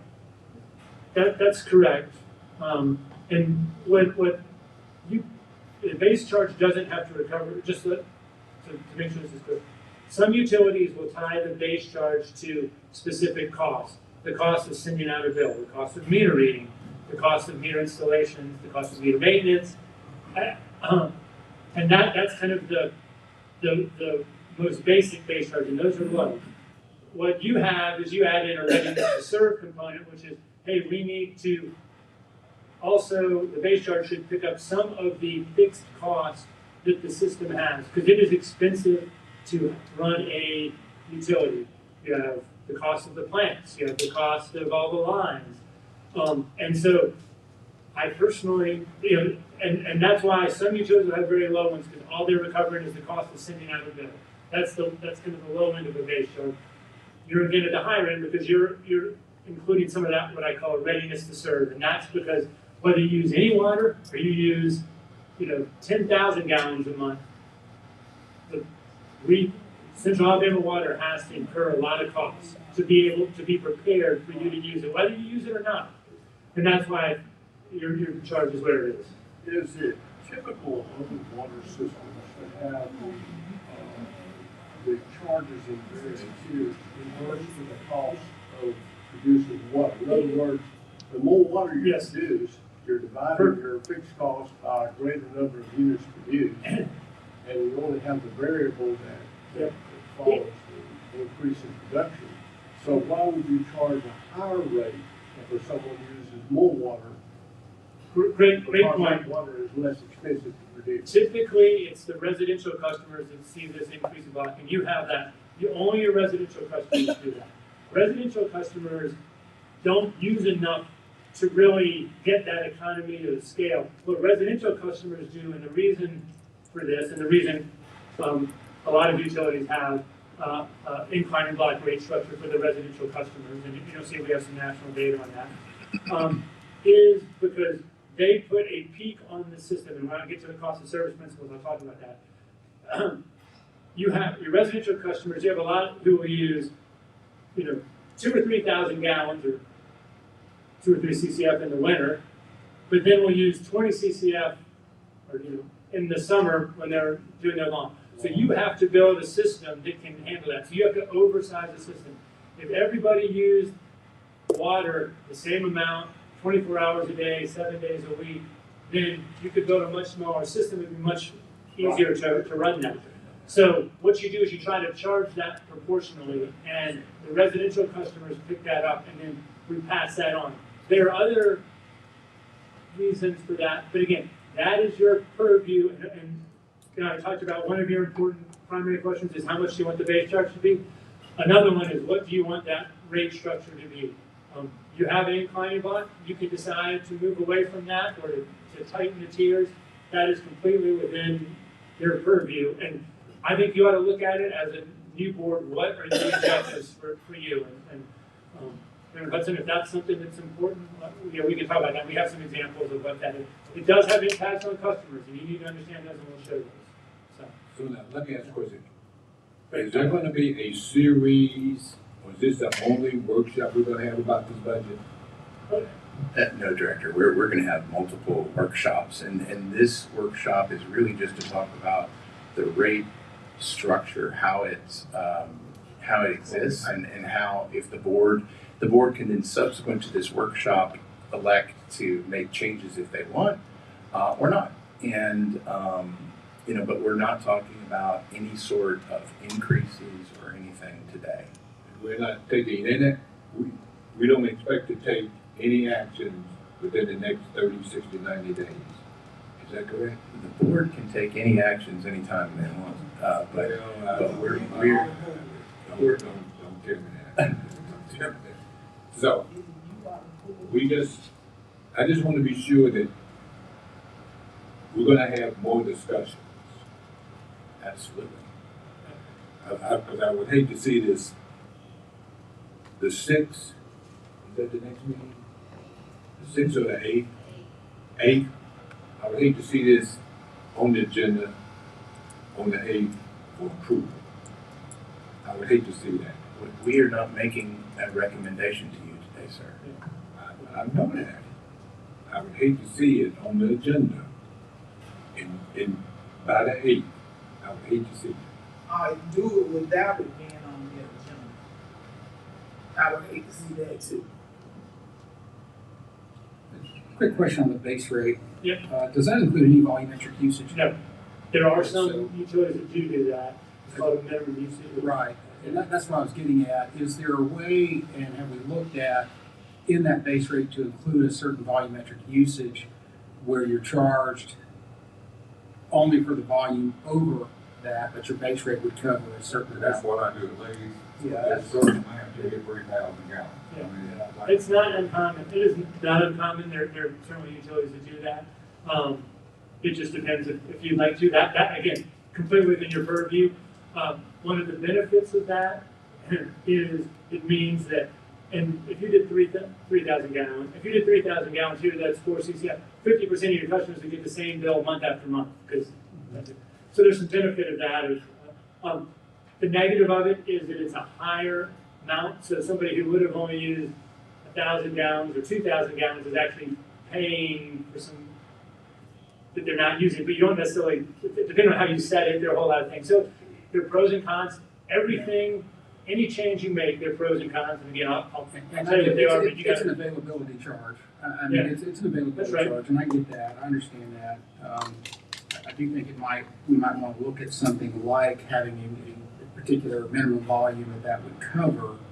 I think that may help some of our customers who don't use a lot of water on a regular basis. Though we're only talking, even if you go volumetric, you're only talking $4 or $5, which over that, so going up to 30 or 32, but any amount helps. My understanding is we have not, from May of 2025 to today, we have not raised this base rate. We have not raised any rates. We have not raised anything. And to my knowledge, there is no recommendation today to do any kind of, we're just trying to understand what goes into figuring out what that rate's going to look like and why all those components go into it. So that's exactly right. So let me More of an education. Let me ask one more question. Jeff, I heard what you just said. So if there is a base of, let's say, 3,000, was it 3,000? I think the base has That 3,000. may be for my wife and I, and we are both over 70. So we don't have to shower twice a day. So we would be under that limit. But what about the family with 5 kids? Are they going to be adversely impacted? Well, right. Because they're going to use more than, That's a fair question, and I think in looking at that, and that's what he was saying. Right now, you pay that base rate whether you use water or not, and then whatever water you use, you pay for that too. But by incorporating in that base rate a certain amount of usage, you may not use 3,000 gallons.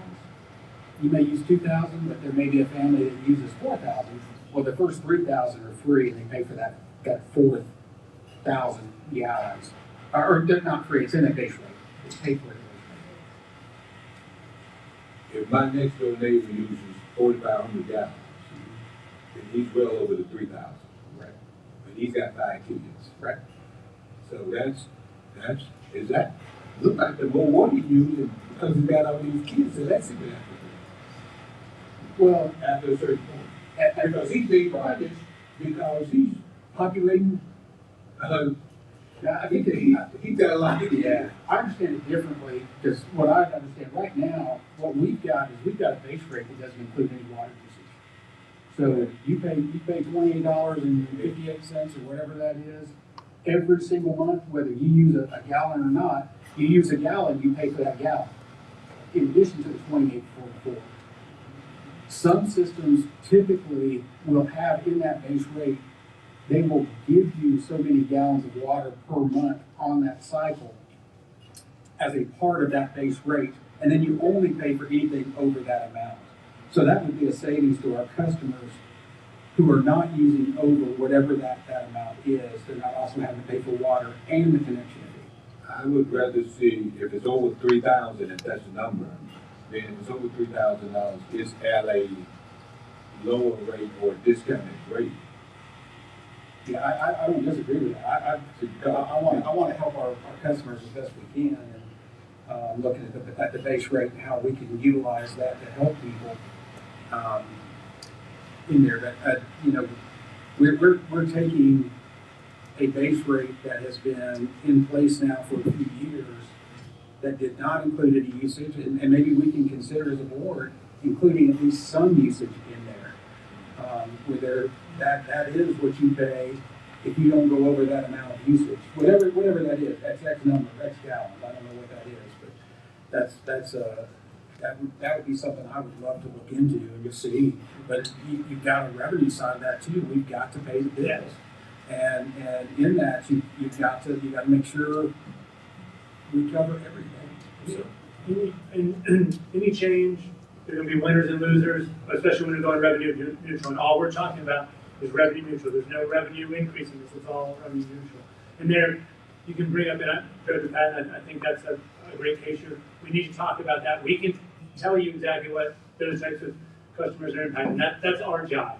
It's your job ultimately to say what you want to do, because you can't lower everyone's rates and have the revenue be what it needs to be. So I'm going to jump back. I'm going to go through this really quickly, but I wanted to give you just a little bit on cost of service. Okay, this is just so you have kind of some background. So the golden rule for rates is rates must not be arbitrary and capricious. They cannot be arbitrary. You can't have Sally, who lives in a brick house, pay $5 per CCF, and Jane, who lives right next to her in a wood house, pay $3 per CCF when they use water the same way. You just can't be arbitrary like that. It can't be capricious, can't be unreasonable. So that's the golden rule. Those are the guardrails, and I promise you, I will keep you within those. We have a lot of flexibility within those, and we've talked a lot about that. So what's the purpose? I talked about this a little earlier. It's really to make sure there's equitable recovery among your different classes, your residential versus your non-residential, your commercials and your non-residential, versus wholesale versus fire protection versus raw water. So it's just a way of allocating costs based on the way that they impact the system. And I talked about peaks and stuff like that. So that's the purpose. Basis, again, customers place varying strain. You just want to recover it that way. Residential customers typically place the biggest strain due to their peak day usage and their peak hour usage. Non-residential or flatter usage. So that's that. Don't need to spend a lot of time on that slide. And here's what we did a formal cost of service in 2024. Again, it's good for another 5, 6, 7 years, whatever you want. But this gives you an idea. Residential, 61% of the cost go to residential customers. Non-residential customers are almost 37%, and raw water customers are 2.4%. So if you kind of look in just 2026 numbers, and that's before some stuff, so that just gives you an idea of kind of the recovery we need. And it's not; those aren't exact numbers, so don't focus on it. It's not like we are expected to recover 131 million from residential because there's some other factors. But I just wanted to illustrate kind of ballpark for example purposes on this. So that gives you an idea. So that's cost of service. So that's what we have to stay within. We have to kind of connect. Now it goes to rate history. We've talked about some of this. I think I showed you a slide on the RSE model before, that's what you've been under that guidance since 2005.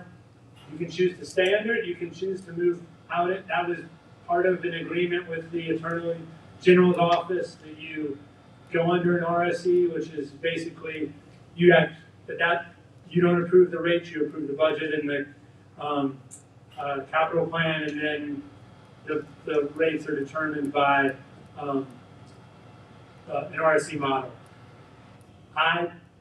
This is what I'll say a little bit personal.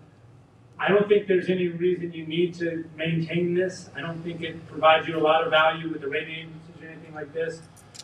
I would probably say just scrap it, but I think you might need to technically do that as a board and just go back. Most utilities just set rates, and most boards just set rates. They don't have a RSE model. So this is just kind of a, I guess, but that Shan might be a better one to provide a legal one. But I think that's something I see Jeff writing a little note that you might want to just. This is kind of out there, and I just want to be very careful with kind of a legal standpoint. So that's that. Current rate structure. We've talked about this one. 3 tiers: 0 to 3, 3 to 12, and greater than 12 for your residential customers. Non-residential customers have a volumetric, have a uniform rate. And just so you know, the residential tier was moved from 15 CCF down to 12 CCF in 2025. So that's the current rate structure. Then here's my slide on what a CCF is. We've already talked about that. Hopefully you all know. And I'm sure you still can't picture that in your head because no one can picture that in their head. But at least you know what the numbers are. So this is kind of important to show you that there's not one rate structure that has to stay in place. The rate structure is kind of an evergreen thing. It's constantly evolving. Before 2027, I don't know exactly how much before, so that's not, from the beginning of time until 20, but a little bit, at least before that, there were 3 tiers. You had a cutoff at 11 CCF and a cutoff at 22 CCF. And non-residential had 5 decreasing tiers.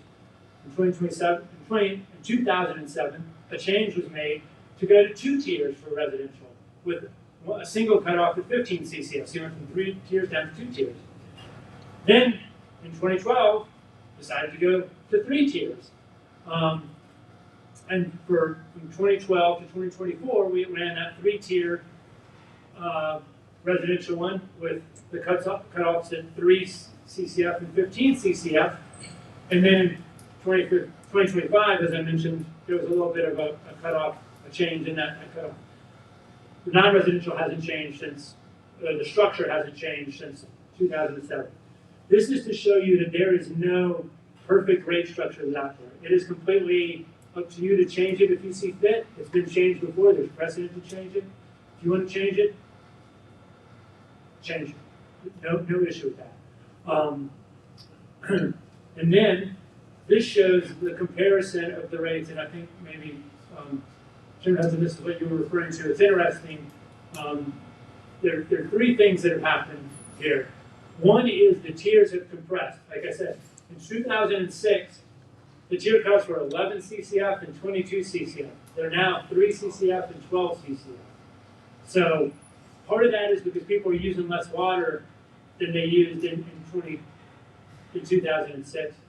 Part of it is because there has been a movement in the industry to have a very small tier 1 rate. There are a lot of utilities that have a 0 to 3 CCF or 0 to 3,000 gallons rate that's relatively low. So that's kind of a common thing. So the mixture of, that tier compression has happened for those reasons. A second thing that's happened is the tier 3 is where the increases have been greater at the higher tiers. Tier 1 increased 50% over that period, from 192 to 296. Tier 2 increased 100% from 107%, from 237 to 491.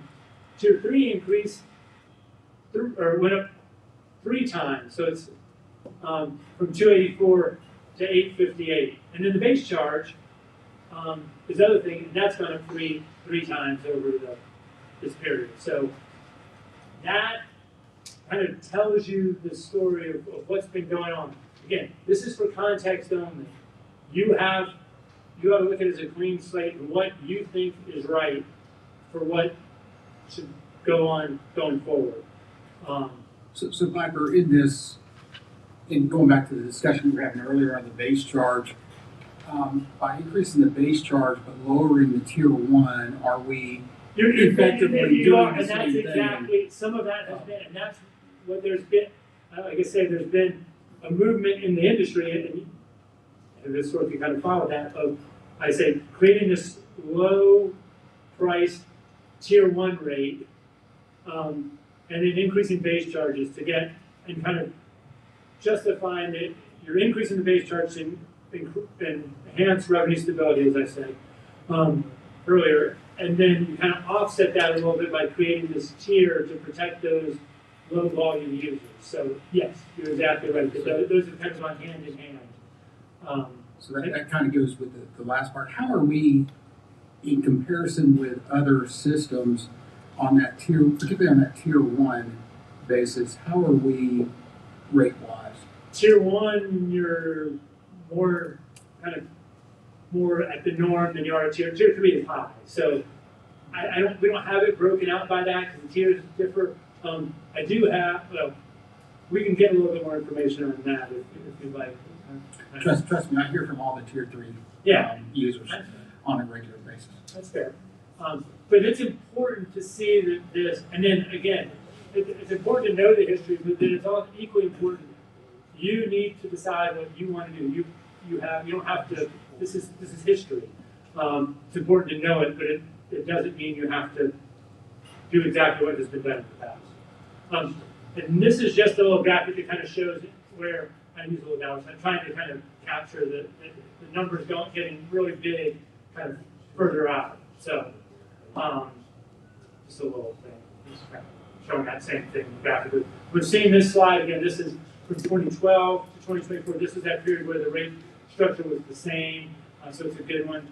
Again, it shows that tier one rate actually went down some, and you see how that tier one rate going down from 2012 to 2014, corresponding with the base charge, which is at the top, going up during that same period. So we were doing exactly those kind of things. Tier one hasn't increased that much. Tier two a little bit more than tier three is where the focus has been. A lot of the increase has occurred at that point. So that's the rate history. This is one that's important to give you national context. I think somebody asked, like, what are rate structures that other utilities have? This is a national look. You have an increasing block or inclining tier, or they're all the same thing. 56% of the utilities have that. Uniform rate, 32% have. So those are the two main ones, and then you have, there are a few that have a decreasing block, and that goes to that concept of the more you use, the less it costs to produce the water. But really, almost 90% of the utilities either have an increasing block or a uniform rate. So again, just to give you some national perspective. A little bit of Alabama perspective. The next three largest utilities are Huntsville, Mobile, and Montgomery. And it's interesting, you have one of each. If you go, Huntsville is an increasing block, and you can see what their block cutoff numbers are. Mobile is a decreasing block for the first 2,000, but it's essentially uniform for their residential customers, because 0 to 2,000 CCF. So, and then they get up that over 2,000 is just some really large industrial customers. So it's essentially a uniform rate. And then Montgomery actually has more of a true decreasing block rate, where the 0 to 4,000 gallons at 615, and it drops down to 535 for that. So how do the base rates compare to ours? Well, the base rates are down below. So Huntsville is $14, Mobile is $14, and Montgomery is $25. Montgomery's 25, and they're. And now Montgomery includes some usage. I'm looking at block one. Mobile. On Montgomery, so Montgomery's considerably higher than we are, if I'm reading that correctly. In base plus. Place of block one. Yeah. Now they are weird. They have a combined water and sewer rate, so we just took 50% as an estimate. So they do not technically have a water rate. They have a rate because their customers are. So this should try to give a decent example. But what it shows is that within the state, you have different rate structures. So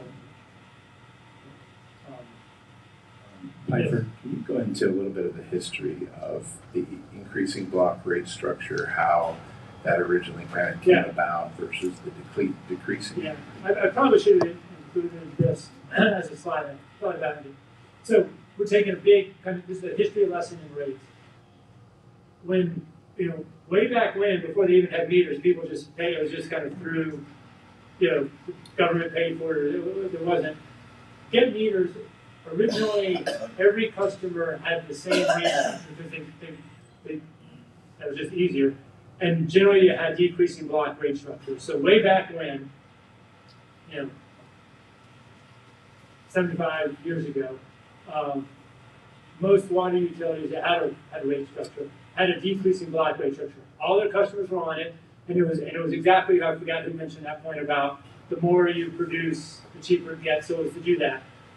Often the blocks were set up pretty large, so that really residential customers all fell in the first block. So it was essentially a uniform block for the residential customers because they all fell in that. And then it dropped for your commercial and your large industrial had the block. So that was it.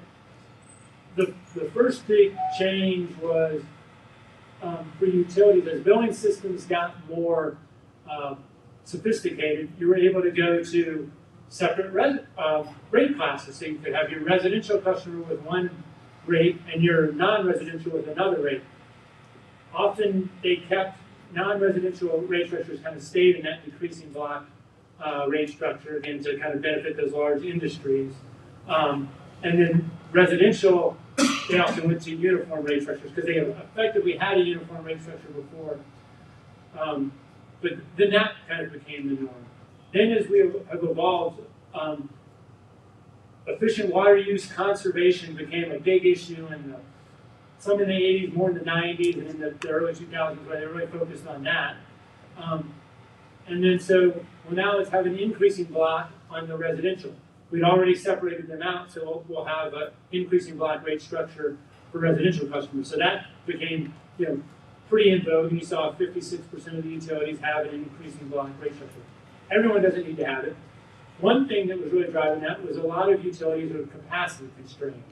And they want to manage, if they just have enough capacity for their existing and a little bit of growth, and if they're growing, they're going to have to add a lot of capital costs. So they want to try to use rates as a demand management structure.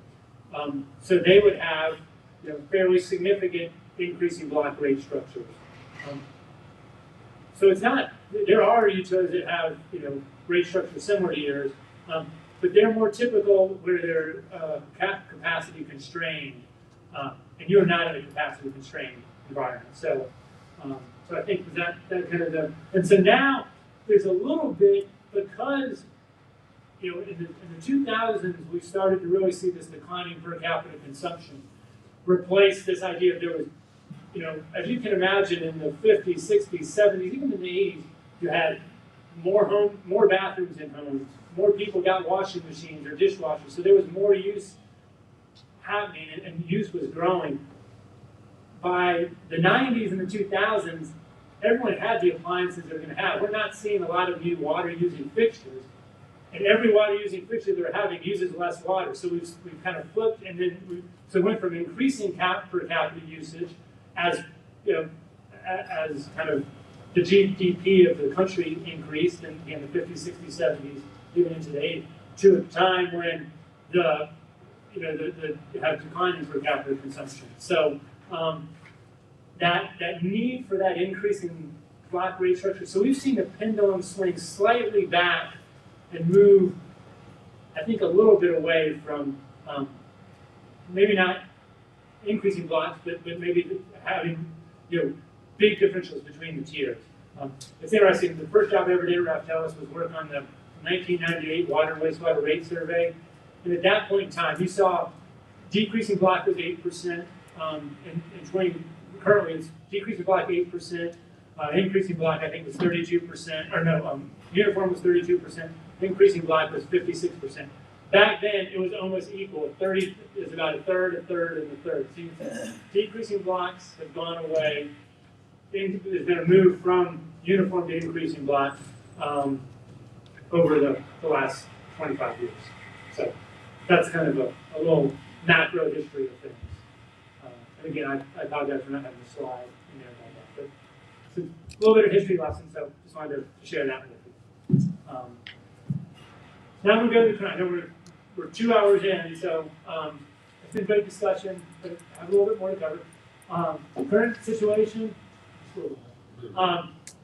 This is your rate structure. You've seen it. I'm not going to.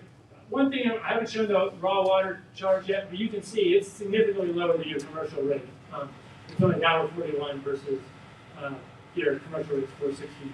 These are the base charges. The base charges for raw water, you don't have any customers are slightly different than this, but I didn't bother putting that on. This is budget to actual in 2026, so this is the usage. So what this really shows is, and you can see what's highlighted, the reason we're down in revenue is primarily, even though if you add those numbers up on the residential through, we actually have used a little bit more than what was in the budget, but the more usage has been in Tier 1 and Tier 2, not in Tier 3. And that's, I think, a timing issue, maybe a little bit, our budgeting was a little bit off. I think the data we showed that the trend looks good. That, I think these things should all give you some comfort that we're not bad of shape.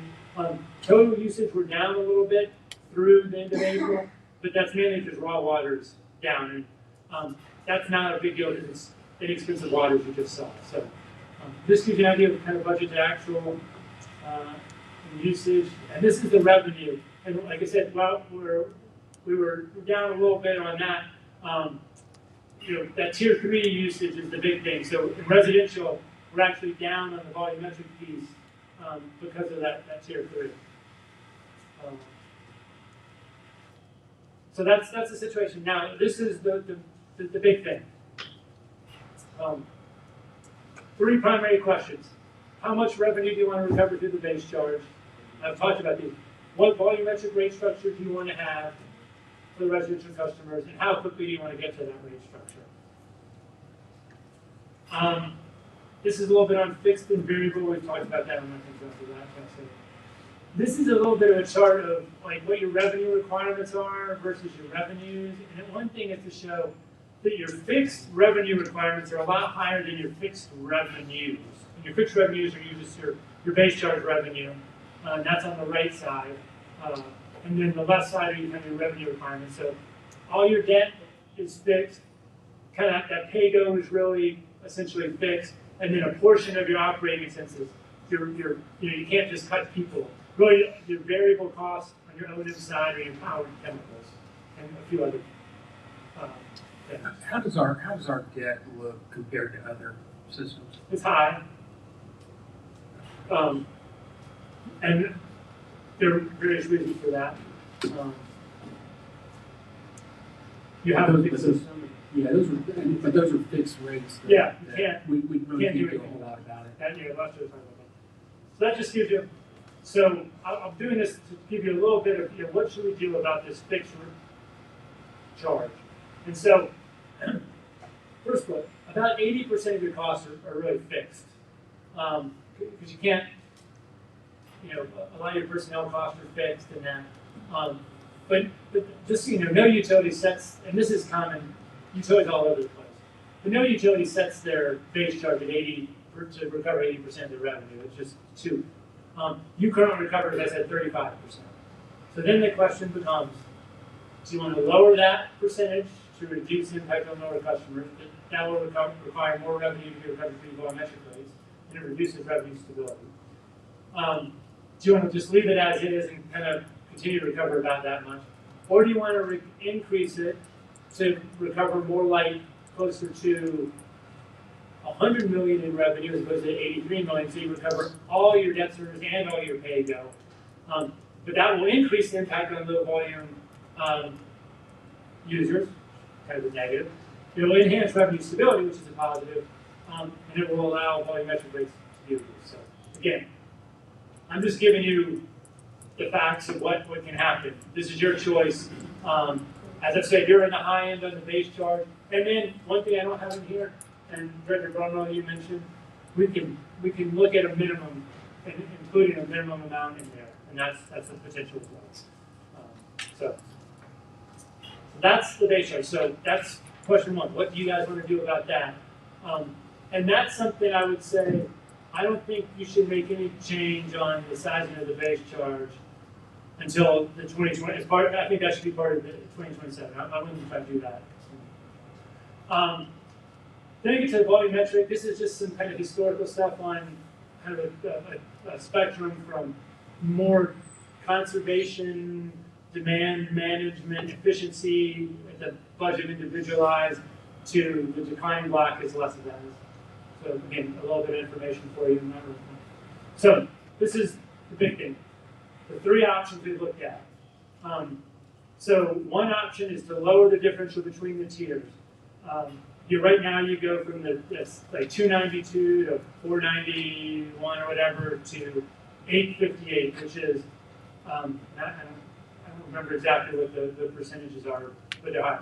But and as you saw on that chart of looking at 2012 to 2024, a lot of that change has occurred since then. So what we said is, hey, what if we went back in time and looked at a rate structure, back in what the 2029 rate structure was and what the differential was. And at that point, there was an 18% differential between Tier 1 and Tier 2, and there was a 77% differential between Tier 1 and Tier 3. Another option is even smaller, is to go back to the 2006 rate structure and the differentials. There was a 23% differential between Tier 1 and Tier 2, and a 48% differential between Tier 1 and Tier 3. So, again, shrinking the differentials we now have to these. And then the third option is just going to a uniform rate. So we're going to look at those three alternatives. And this is all revenue neutral. This isn't a rate increase or revenue increase. This is just to recover the revenues that we budgeted to recover. It's just changing the structure, but getting the same thing. So here's alternative one. You can see that Tier 1, Tier 2, and Tier 3 rates go from 296 to 392, 491 to 464, and 858 down to 694. Again, recovers basically the same amount. And that's, that difference is just kind of a rounded thing. So that gives you an idea of what the rates would look like if we use the 2019 differentials. Here's some impacts on different usage amounts. So for somebody who uses nothing, there would be no change. The base charge isn't changing. Somebody used 2 CCF, their bill would go up $1.92. Somebody used up 5 CCF, their bill would go up $2.34. You can see 10 CCF, bill would go up 99 cents. If they use 20 CCF, their bill would go down $12.67. Again, this generates no more revenue. This is a revenue neutral thing. So it's not a rate increase or anything, it's just a change in the rate structure. But there are customer impacts, and that's important for you to see. This gives you even more granular idea of who's getting impacted. So up to 12 CCF, you would pay a little bit more. At 0 CCF, there'd be no impact. From one usage of 1 CCF to 12 CCF, which is about 80% of your customers, then you pay a little bit more. If you use 13 CCF or more, which is a little less than 10% of your customers, they would pay less. But again, in all, this would generate the same amount of revenue as your existing one. So if you wanted to go to that, those are the customer impacts. And it's just important for you to understand these impacts. Alternative 2, these are even smaller differentials. You can see what the alternative rates would be, 401, 495, and 593. Again, this maps exactly to what the differentials were in the 2006 rate structure. But you can see the Tier 1 rates relative to alternative 1. Tier 1 rate structure is higher, Tier 3 rate structure is lower. You can see it generates the same amount of revenue, except rounding. And then these are the impacts on your customers at a few discrete points. So you can see kind of hours. And then This is the chart that shows, just like that previous chart, it shows for the up to 20 CCF. Same story. No impact on zero usage. An increase for people using 1 CCF to maybe up to 13 CCF, and then 14 CCF and above would benefit. So those would be the impacts of the alternative 2. And then if you were to just go to a uniform rate, that rate would be $4.72. We did look that because there's more Tier 3 usage in the second half of the year, the rate would have to be slightly higher if you were to do this mid-year. As you do that, I'm just saying, I don't want anyone to get stuck on 472. There might need to be a smidge higher. But again, this would generate the same amount of revenue, but it has a bigger impact on customers. Again, we show the typical 6 CCF customer would go 471. Again, these are those discrete numbers. And then this is what it looks like on that bar chart. So again, first 13, or 0, no change, 1 to 13 CCF customers would pay more. Again, that's a little more than 80% of your customers, and then 14 and above would pay less. And you can see they pay more or less than other scenarios. We can run any iteration of these and give you this information for revenue. You can decide to make a rate structure change during the year if you want to. You can wait and do that during the changes in 2027. You can choose not to change your rate structure. Your rate structure fits within those guardrails, but and I will say, and I have another slide, kind of the pros and cons to uniform volumetric rate, so this may provide some value. One is by having the pros are on the left, cons on the right, and it does provide a little bit greater revenue stability. Right now, when we don't get that Tier 3 usage, we lose a lot of revenue. If you have a uniform rate, you don't have that issue, and so that helps Lester some. Lester likes revenue stability, and going to a uniform rate helps that some. Is that a huge deal? Yeah, I'm not sure it's huge, but it is of some value.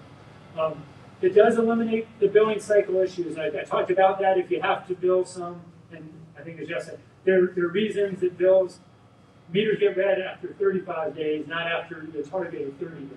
Things happen.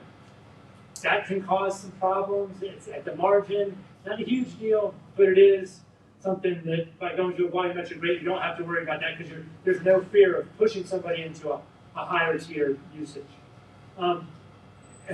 Another pro is it reduces the incentive to limit usage, so it doesn't disincentivize usage. In a system that doesn't have capacity constraints, we started this with 189 million in treated capacity. Your average day is 110 million. You actually want people to use water. And for those that are concerned about, well, what if we go into a drought? We need to conserve water. Well, you have a separate mechanism. You have a drought management plan. You have a drought surcharge that kicks in that helps with that. So, that's a little bit of a pro. And then it is easier for folks to understand. The tiers start to confuse people a little, some of your customers. But there are cons. There are more pros, there are less cons, but maybe on a one-to-one basis, the cons might be a little bit bigger. 80% of your residential customers will have a bill that increases up to $5, even with getting no revenue. So you've got to be aware of that. Any change is going to change the plan. So that's a big thing. This other con, not kind of went into it, doesn't strongly promote efficient conservation or efficient water use. That's really, again, you have the drought mechanism if you need that. That's not a huge deal. But, as with everything in life, there's good and there's bad. I just did it on the volumetric. I could have had similar pros and cons on the other alternatives. But that's what you all need to decide. Yeah. Just one thing, and I know Director Brumlow pointed this out, that you've heard from a lot of those Tier 3 users that we have. We also hear from Tier 3 users very frequently and not happy about the fact that they're paying that $8.58 per CCF rate.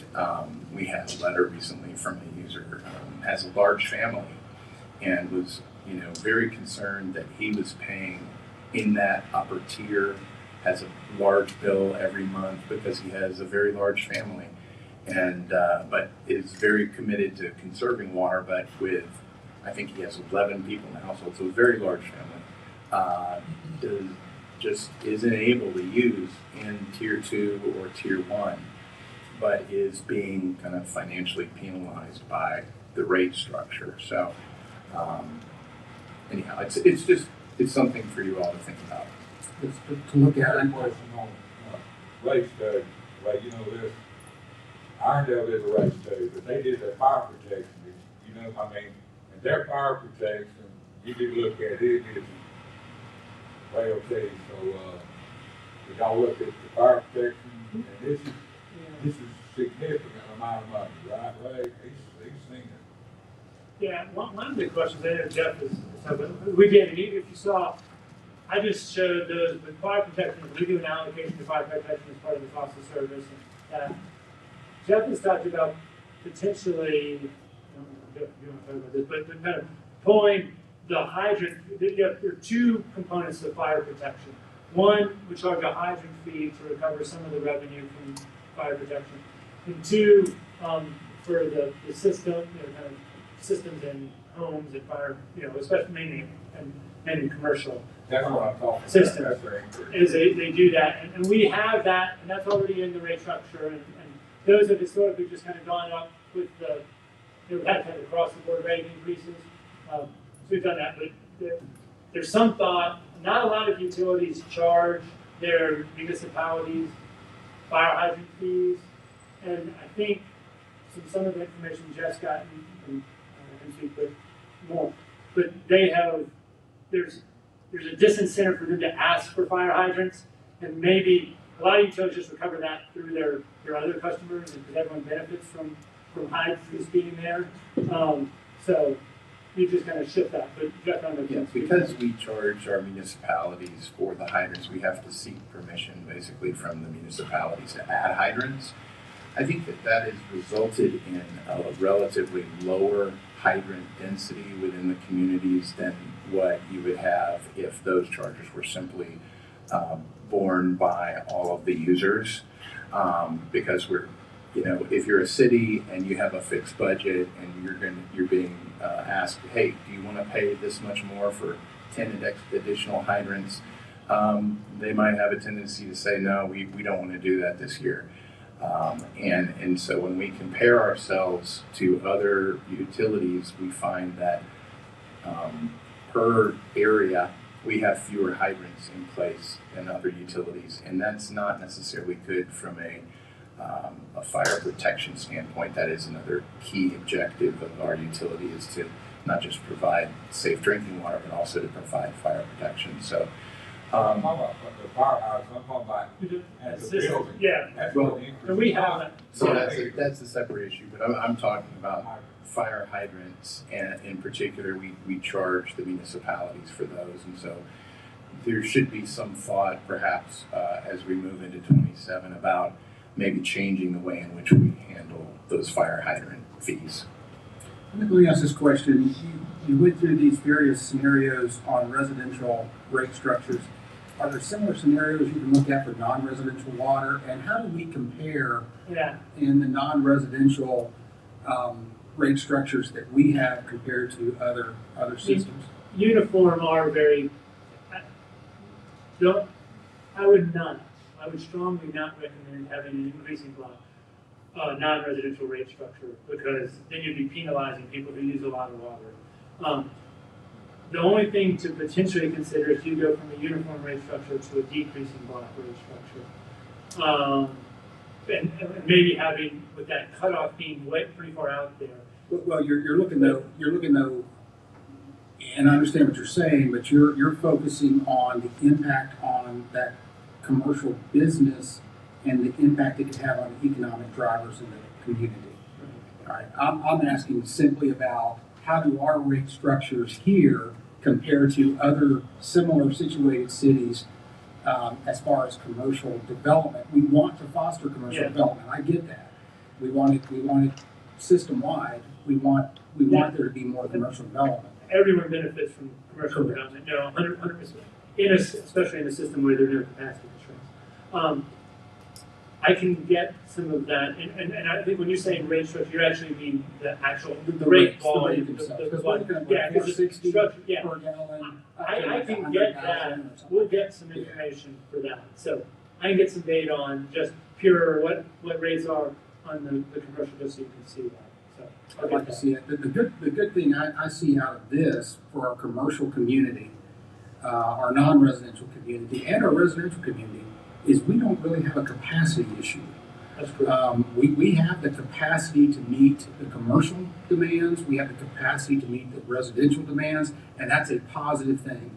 We got to look at expansion of that, particularly I think Director Tyson asked about using raw water at the data center that's going in over in Oxmoor Valley area in Birmingham. You know, what does it cost to get raw water out there? We don't have anything close enough to that. There is a cost to that. And that cost has to be borne somewhere and somehow. But, you know, it makes more sense long term to have, if more things like that are going to happen, to be proactive and not reactive. So I think at this point, at least with that particular project, we are reactive and not proactive. And we've got to try to predict how that usage would go, because I do think when we have the capacity that we have with both raw water, mainly because of the reduction in the steel industry in the area, and the capacity we have in potable water, the residential water, we should take off like a rocket in both residential and commercial usage, because we've got the ability to do it, meet the demand. Yeah, and I would say maybe you're reactive. And one of the challenging things, and we see this utilities all over the country with the data center issue, where they're always brought to the table at the very end, which is a shame, because they have an important role to play. And it would be nice to use it. I would say you're somewhat proactive in that you actually have a raw water structure, you have a rate, you have those, which most utilities don't. They have to figure out how to do it. So because you've served the steel industry for so long and you've had you're better positioned than a lot of utilities to kind of quickly pivot in that direction and do that. So don't beat yourself up too much about being reactive in the fact that you're not on the top of this thing in Oxmoor Valley and things like that. So, Director, we have actually met with Alabama Power. I think data AI centers typically tend to approach the power companies long before they Absolutely. think about water utilities, but we have been proactive in meeting with them. We're actually meeting with them again next week. And we have certainly expressed to them that we have an abundance of cold, high-quality raw water at low prices. So Couldn't they pay for their own lines like they do in Alabama Power? they can do whatever, but yes, there are also other locations that they could pursue that are immediately adjacent to our raw water infrastructure and to Alabama Power's infrastructure. So I don't know if the existing data center plan is something they want to consider, but they're, in the future, who knows how many of these might be coming to the region. But, and Director Tyson, to your point, there are a lot of, that's in kind of the negotiation when you do development. And oftentimes it is that the data center is willing to pay for the infrastructure to move the water from where you have it. So if we are able to, I think working with Alabama Power makes a lot of sense. And it seems like you would be a very good candidate for a data center. Well, I am basically done. Only thing I have, and I know everyone's got about that. I hope you feel like you've gotten a little bit better picture for some history, for the rate setting process. I know I've gone on, and I thought that the discussion's been really good. You guys have all asked some wonderful questions. What I see as the next steps is one, request additional data as necessary. I know, for example, Director Tyson, you asked about the base charges and how they've changed, I'll get you that data. Dr. Bromwell, you asked about the kind of volumetric rates for non-residential customers at other utilities. We'll get some of that information. If there's other things you want to see, let Jeff know. We got a great team between Jeff Lester and his group. He can reach out to us. We'll pull whatever we need. You have Goodlow and financial advisor that has a lot of data. Just let us know what you need. We want to give you the information to make the decision. Want you to make a decision eyes wide open. And that's what I see as our job. It's not to tell you what the right thing is. It's not really even it's not to recommend something to you. We need to give you the data so you can decide what makes the most sense for you and for this community. That's what you've been entrusted to do, and we need to give you that information to do that. Provide any feedback you have, any thoughts you have. Dr. Bowman, your idea of, hey, what about including some minimum usage? Any other feedback you have on that? Let us know. We can. It's easy for us to model those and get that and give you an idea. And then ultimately, you're going to have to approve rate structure. That's not, when that happens is, I think at a minimum, you want to do it in the fall for 2027. That's up to your, whenever you like to do that. So those are what I see as the next steps. I really appreciate your time. I'm sorry it's gone so long. But hopefully, again, and hopefully, Jeff, you can count some of this as educational credit for them, because it is it's an important thing, and it's important for them. It's one of their big jobs. So hope you get some benefit from that. But if there are any questions you have the presentations, ask Lester or ask Jeff, and they'll get us. We're happy to get you whatever you need. But really appreciate your time. Anything else you need? Okay. Thank you all. Anything else? Have a motion to adjourn. Second. All in favor? Adjourn.